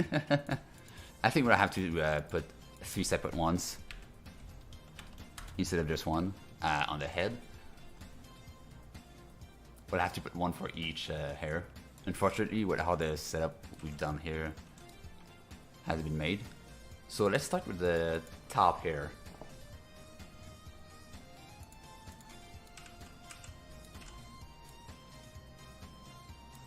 So I know it's a bit too jiggly, so I'll put the damping a bit up. What's actually my setup? I'm gonna open my other SDK on my laptop, just to see how the laptop can respond. Okay, laptop doesn't want to respond. Ah, there it is. Peace. Okay. Alright. While that opens, we'll try to put the setup here. So, put it a bit more stiff.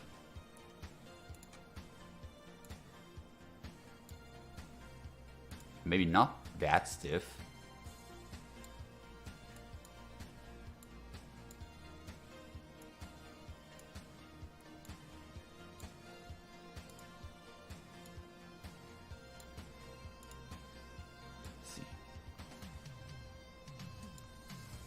Yeah, what stiffness does is it limits how far your dynamic bones will spin around.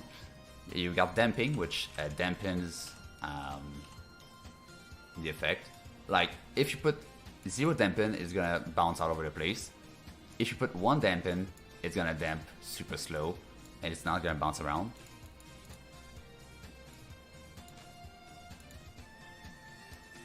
Yeah, just a question of balance. So I put quite a lot of damping. Elasticity, I'll put a little lower, I think.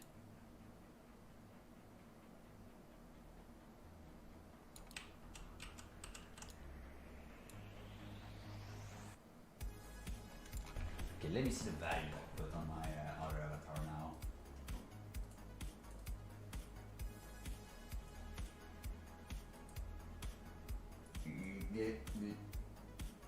Please, can I click? Thank you. Let me see. I put. Oh wow. So I put over here.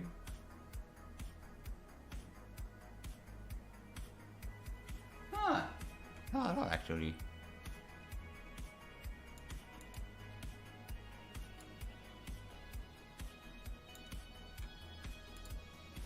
Do this, move it, stiffen it a little bit. Yeah, I think that's good.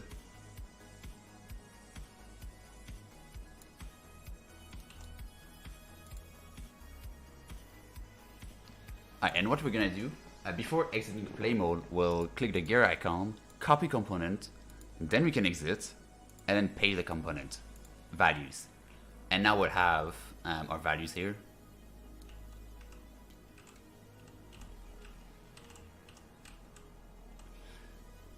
And now I do want to try to put some gravity, but I know it kind of messes up after exporting, so I'm not going to try now, but I'm going to debug it for next episode. Well, actually, what are we going to do next episode? Because we're pretty much almost done here. I guess we can go in Sound and test some stuff out. Just like an avatar stream testing the avatar and stuff. Maybe, we'll see. So now that that hair is done, I'll copy the component again. And I'll paste it as new twice.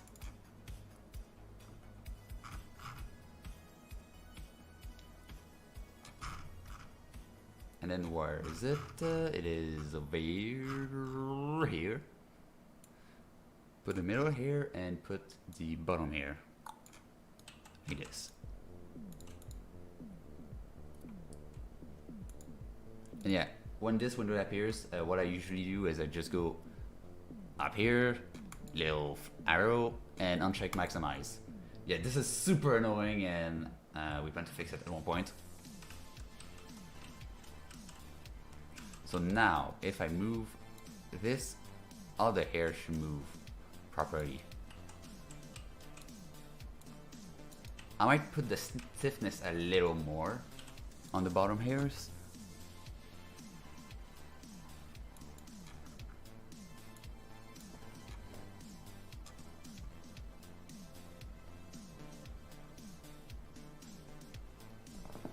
Yeah, so what I did for my first blockchain avatar is I went into Blender and made a render out of him. But usually what is preferred is using an actual in-game image to really get the proper thing. But what I plan to do with this avatar is use either this, like probably just a render of this in the same pose as the GIF, and also upload another NFT as a collector edition, like just a GIF NFT of the GIF you saw at the beginning of the series.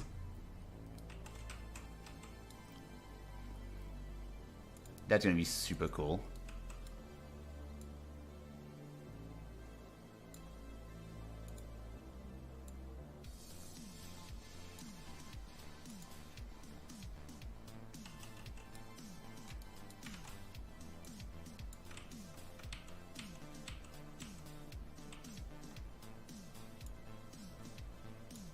Yeah, I'm just adjusting the stiffness.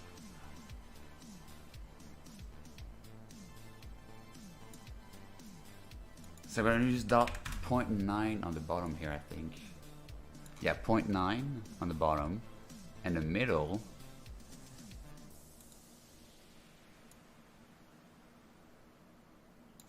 I'm gonna use this, so copy component.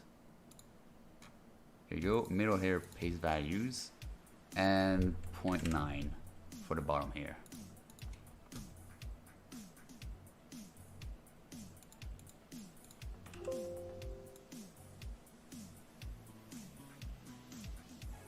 That's good. All right.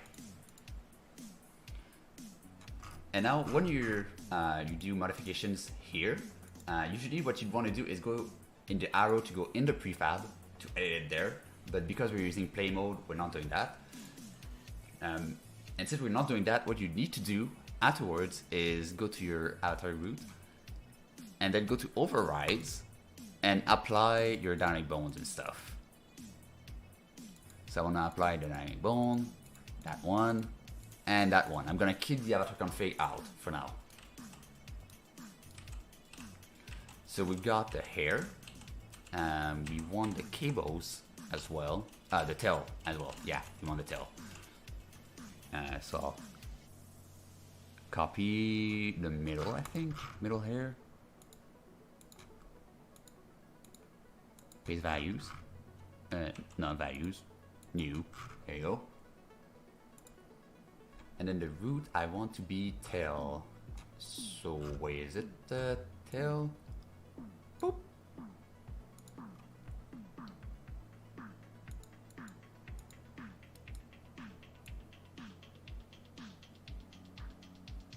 That's a bit too much movement.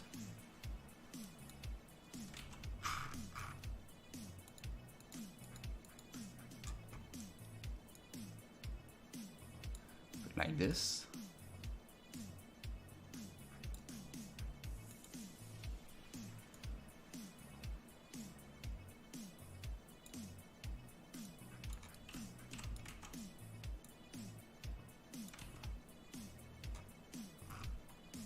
And also let's see what parameters we can do. Damping, I do want, no, damping is good. I want to put more elasticity to it,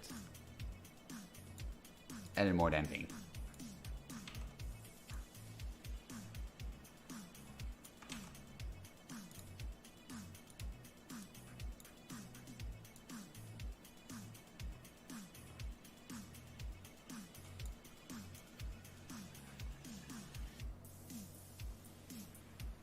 Yeah, that should be good. And yeah, since the legs are not gonna go, the lighting changes constantly. What do you mean by constantly? I mean, we've got the light here. If we go on the back, it's a bit less lit up. What do you mean by changing constantly? What lighting specifically? The room lighting?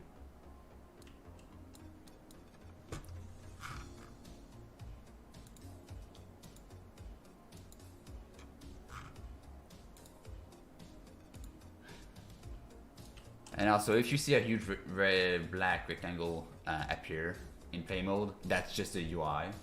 So in essence, the lighting in the game, would they change it as such? Yeah, it does change constantly because it's a day-night cycle.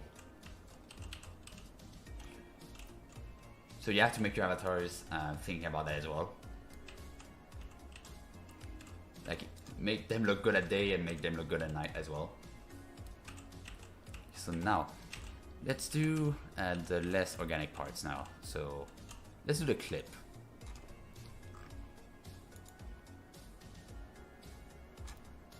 So add component, place component new again.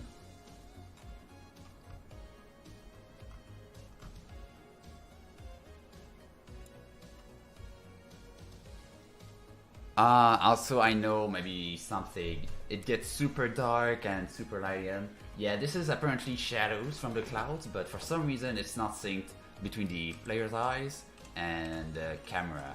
And also it's, even between the two eyes, it's not synced, which is super weird and super annoying. But we have to deal with it, I guess. Yeah, even for my thing I had to do for Zephyr when I was shooting for it, it was super hard to get a consistent image just because of those shadows. It's really not fun to see to not have it synced with the player's eyes. Unless you render in Unity Engine or in Blender, yeah. Unless you do like myself and you create your own Unity project with your different tests.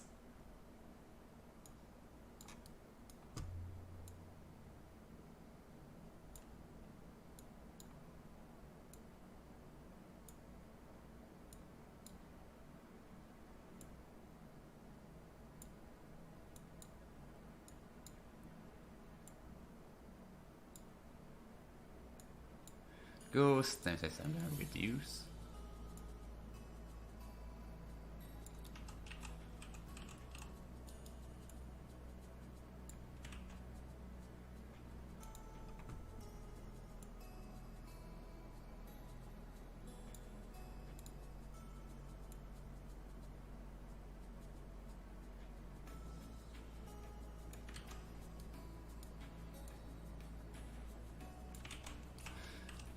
There we go. Copy component.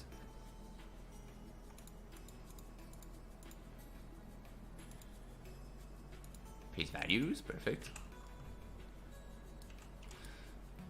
Paste component as new. We'll do the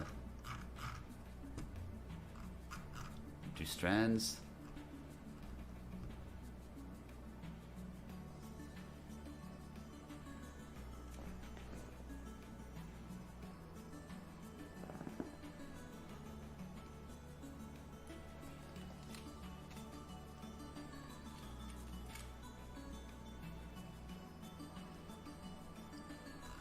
I mean, that's what I could do it as well, yeah.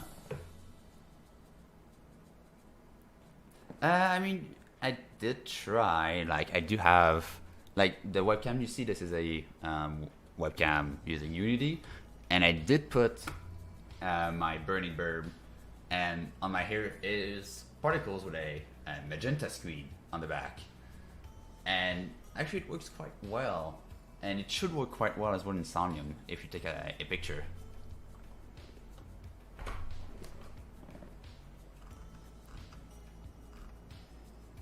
So yeah, it just depends on how you make your particles and stuff. But yeah, it can be hard to take particles in pictures, especially transparent ones.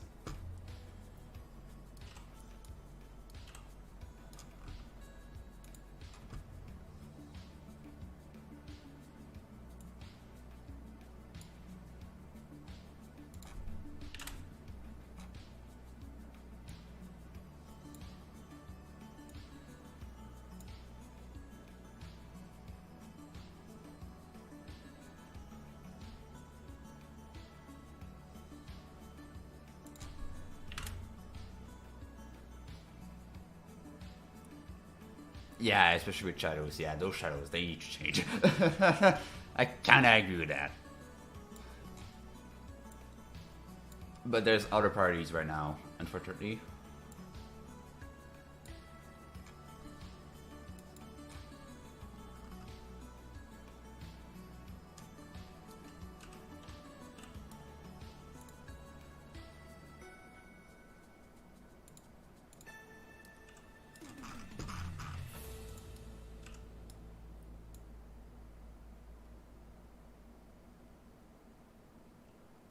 There you go. So now we've got our little strands here. I'm gonna put some damping. Loads of damping actually.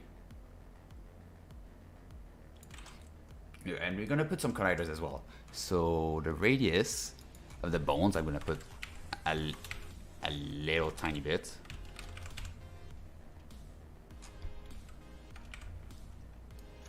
Like this.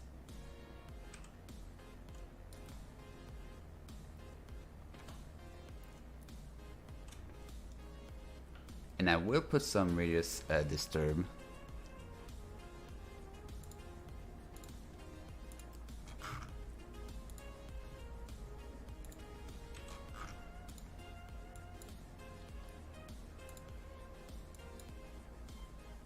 So just add a curve for this flat. There you go.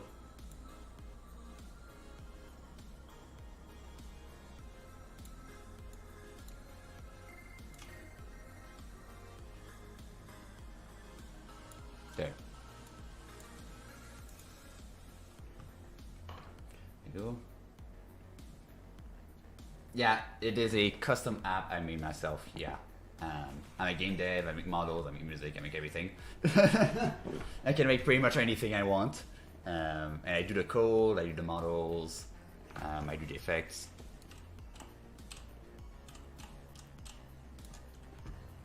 Thank you. Glad you like my webcam. Let's put a collider on the chest now.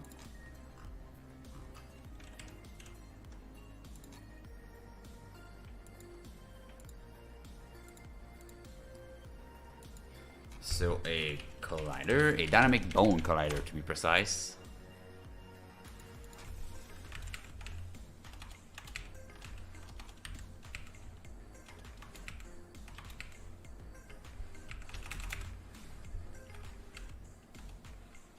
And put the height at like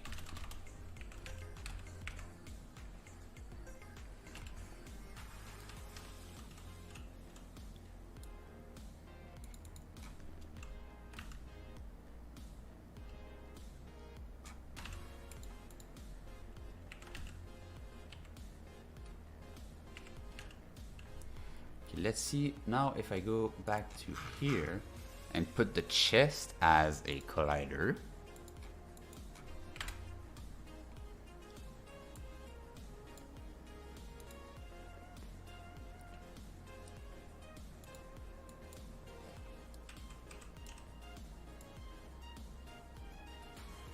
There you go. Now the clips and nothing is going through the chest because now there's a collider that's blocking the way. And I'm gonna do the same for the ETH clip. So where's the ETH clip? There's a clip. Put one collider, chest, and put a tiny bit of radius.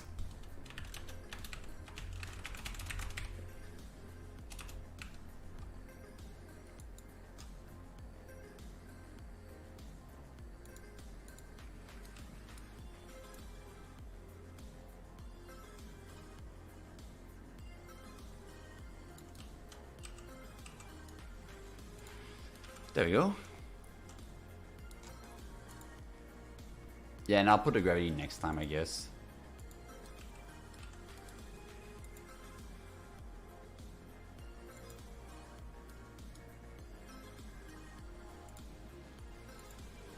Okay, next, so we've got the clip, we've got the hair, we've got these.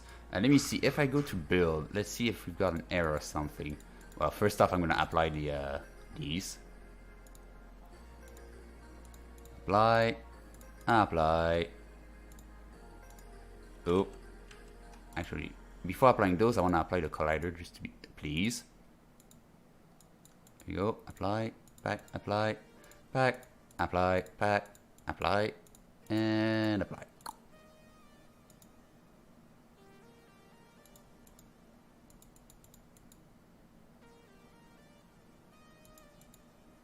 Okay, so let me see. If I go to the attack config and try to build now, I got errors.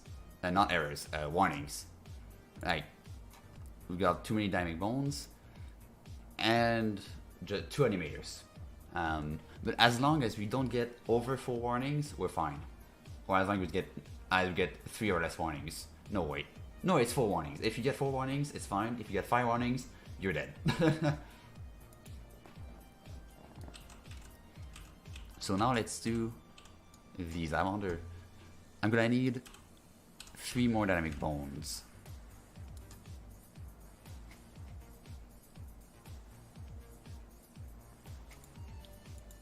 Like 1 for the clothing. Oh no, I'm gonna need like 4 more. I wonder if I add. I want this 1, 2, 3, 4. It's an error. All right, we have to optimize this. So 3, 2. Okay, so we can add 2 more. So we're gonna do this as a spring joint. We'll probably do that one as a spring joint. And those 2 are gonna be dynamic bones.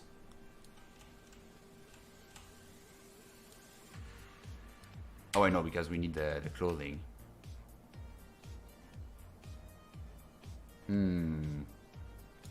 We need at least 3 more.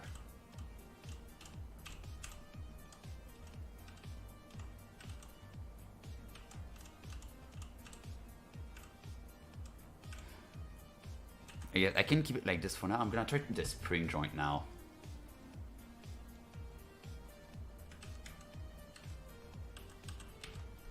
I'm gonna try the spring joint for the crystal.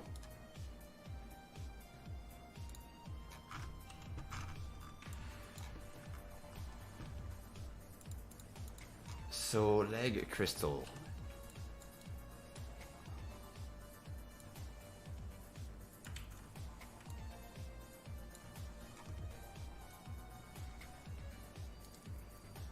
I'm gonna put an empty in here.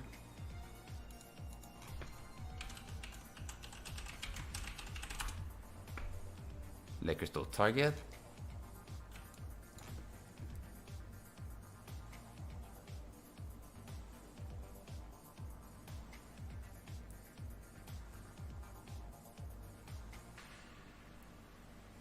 Actually, how would I do this?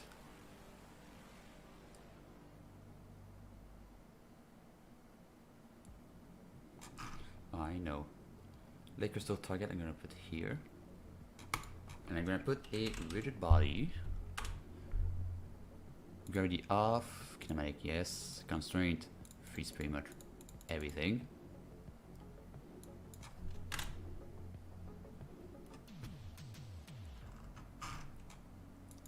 And at the top here, I will put crystal spring. And that I'm gonna add the spring joint. Like, I just learned this technique. It's quite super fun, super useful. I'm going to actually move it where the crystal is.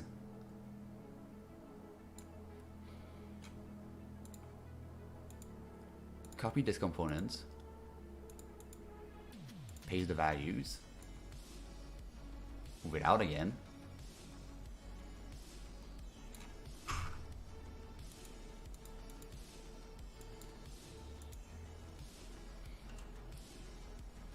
and this is not what I wanted to move out. I want to move this out.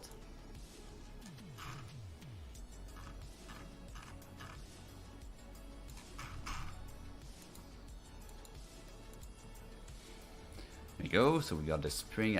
God damn it.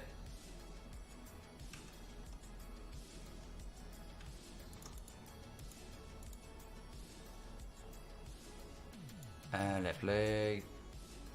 Crystal. There we go. Now we got it out. No, not the target. Crystal spring. Paste. Out. There we go.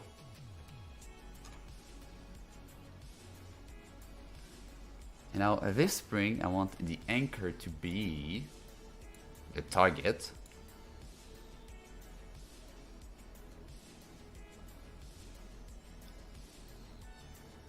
And I want to limit the distance, so maximum distance. I'm gonna put, I don't know, I'm gonna put 2 for now. I wonder, will that even work? Will that even work?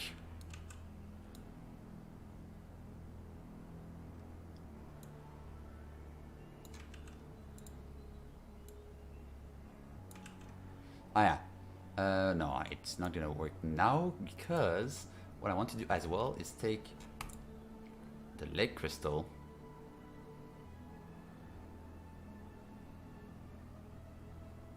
and parent it. I wonder, parent, constraint.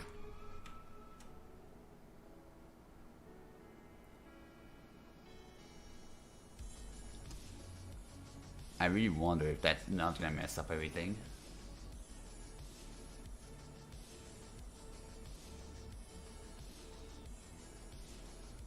Add a source, crystal spring, activate.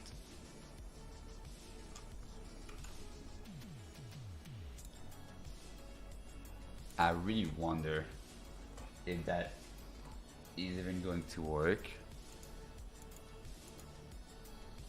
Oh dear, oh dear. It did. Okay, so we have some settings to tweak.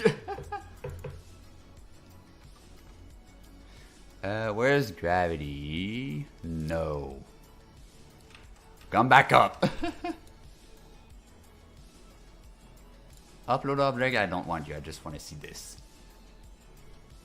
What is this? Okay, so spring I'm gonna boost up quite a lot.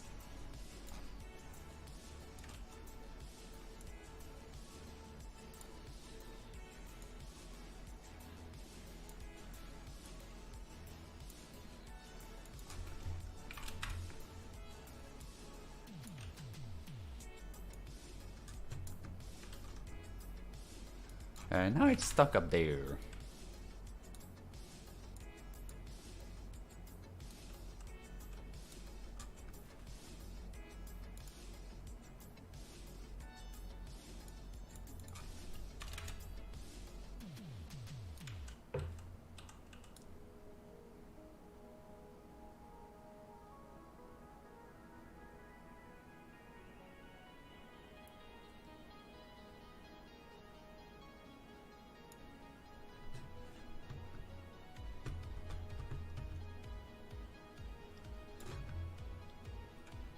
Let's see.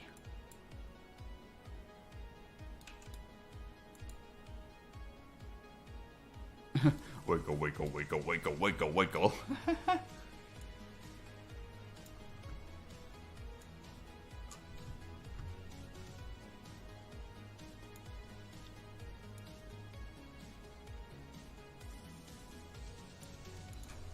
Yeah, there's a lot of little parameters we have to tweak.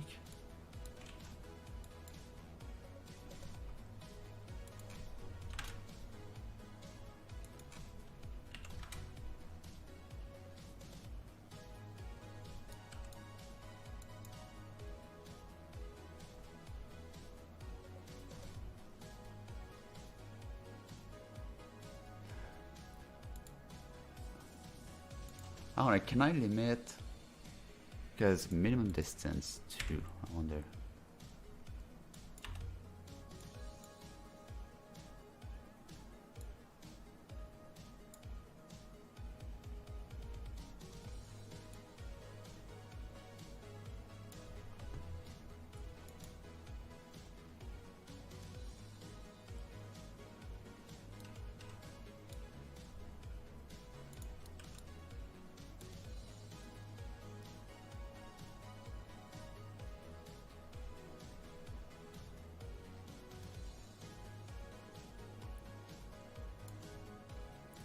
Huh.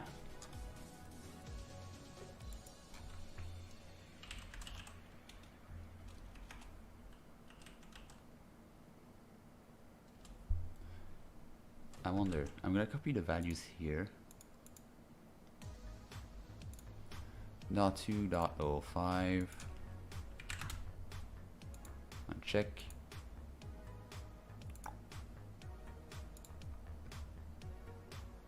Please log in. What? Did it log me out? I said it logged me out live. Are you serious? Bruh. It logged me out live.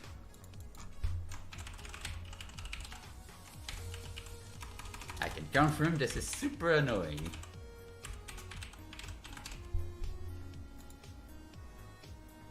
There we go.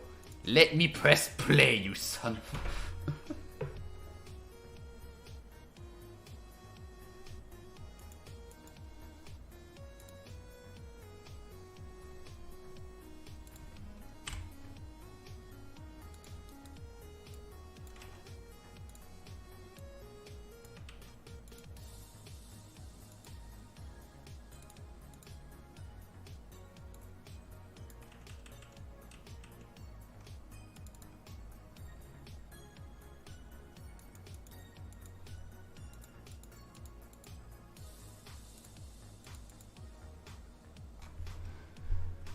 Okay, yeah, we might need to give up on the spring joint for today. Because, yeah, we won't have time before the fashion show. Well, I mean, to be fair, the logging out is also the same with some other VR games. Other VR social games. Sometimes they just log you out, but some of it's just, it works, it works, it works. Nah, screw you, did log you out. It just feels like that sometimes.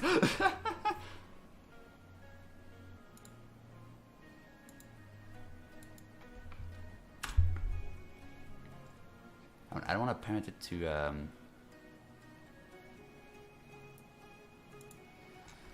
a leg. Where are you?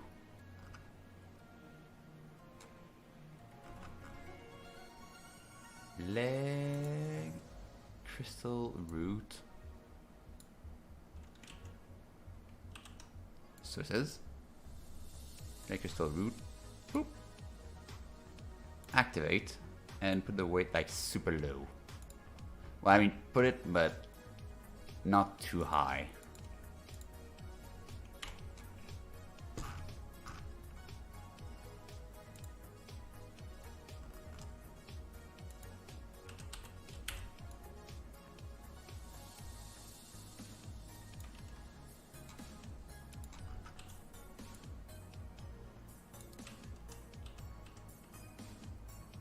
I mean, it did work, but it broke the spring joint.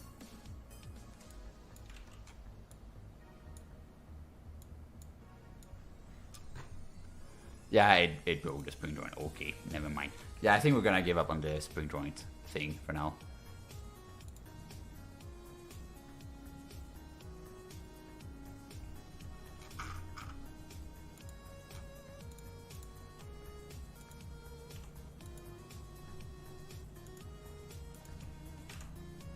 And we're just gonna do the cables.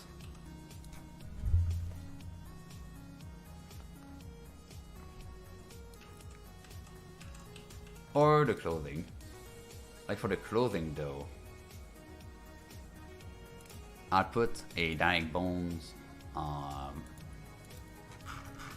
this. So okay, I need a tail or something similar.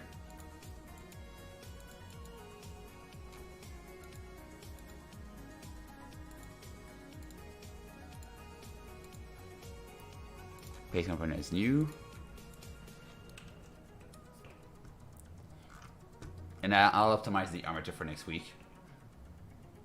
Yeah, too bad we have to finish one like 15 minutes already.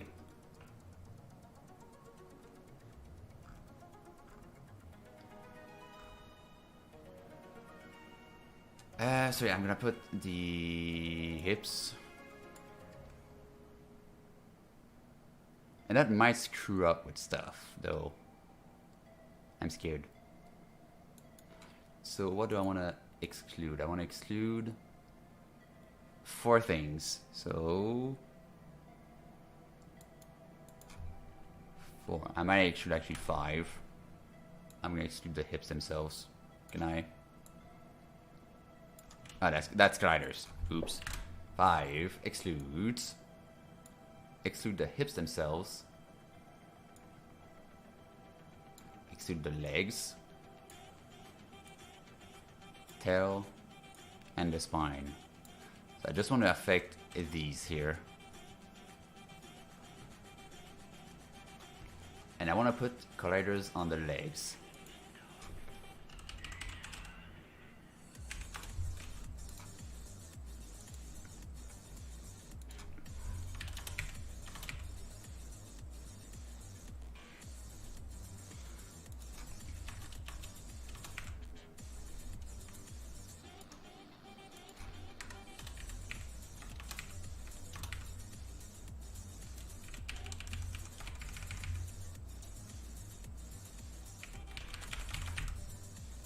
Like this.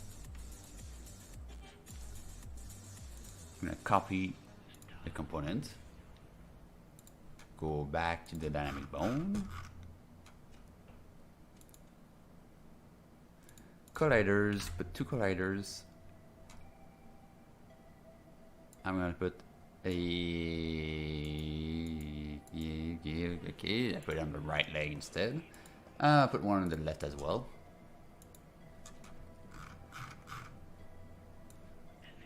Left leg, right leg. And the radius, let's put a little bit.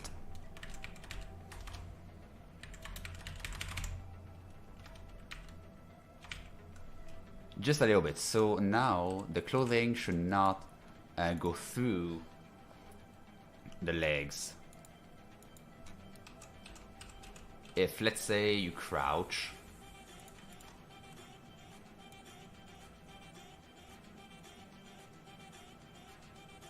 the clothing should avoid as much as possible the legs.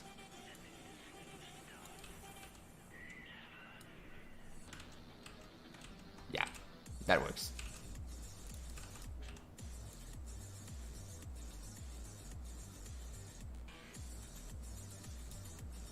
That works. Alright, so clothing done. Can I still build it?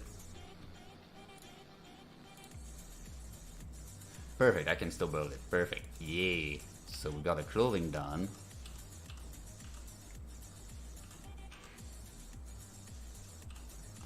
And how many diamonds are we at now? So 1, 2, 3, 4, 5, 6, 7. So we could put one more for now.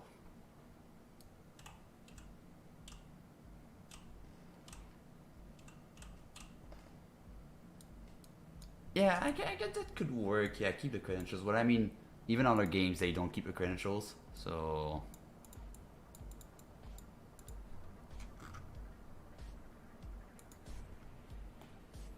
I'll just use the basic modified. No. Place as new. And I'm just going to use the dynamic bone for the crystal instead.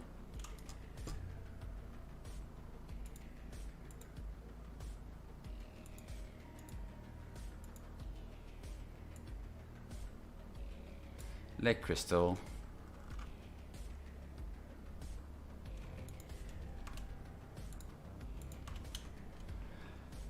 There we go. Don't really need any radius. We probably need some stiffness and stuff.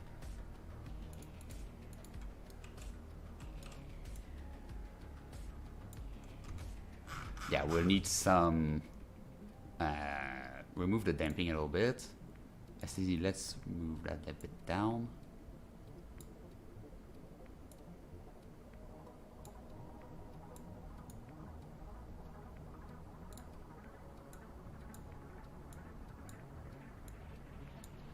Like super low elasticity.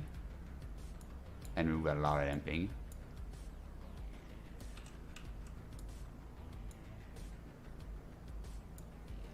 And put some inert. And a lot of inert.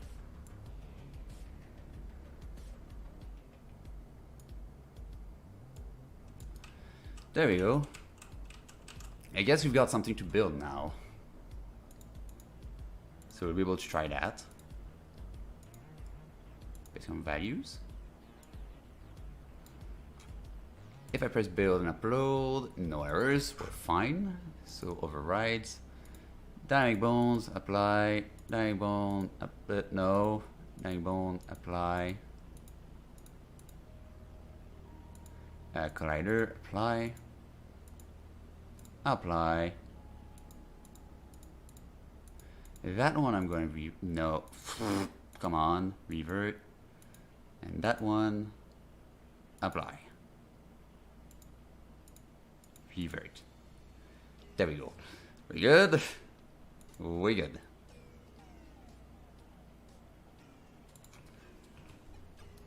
Alright, it should be good now. So build and upload. Build. Alright, so we should... Okay, so I think he's ready for the fashion show now. And next week we're gonna tweak the... I guess, yeah, that's what we're gonna do next week. We're gonna finalize the armature just to be sure to optimize the dynamic bones. Put as many as we can. Because we have to limit ourselves to 8 dynamic bones. So we got hair, clip, these, that, crystal, cable.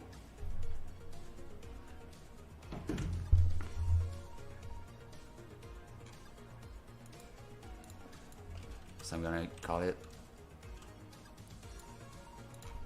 right shader test. Still add test you little bird.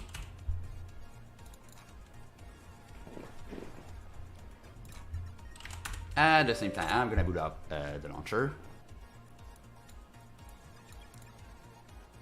Upload success. Alright, so now if you go in the launcher. Alright, and also now I won't have to go to the PC client anymore. Because now we can just select the avatar from here.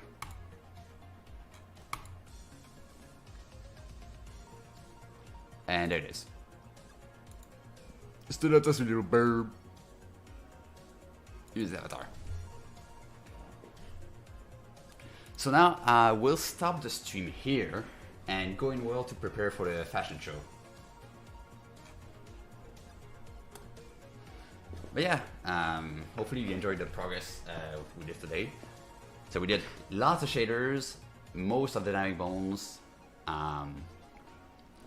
Yeah, I think it's gonna work. Next week we should be done. And probably next week or the week after, the avatar is gonna be sold on the blockchain. So one lucky person will be able to buy my little bad boy here. And yeah, you're welcome. It's my pleasure to share what I do and share like knowledge and help other people. I really love to do that. So yeah, peeps. Hopefully you enjoyed my stream today, and I will see you in most probably the last episode next week. Oh my god, last episode already? I mean the last episode of this season.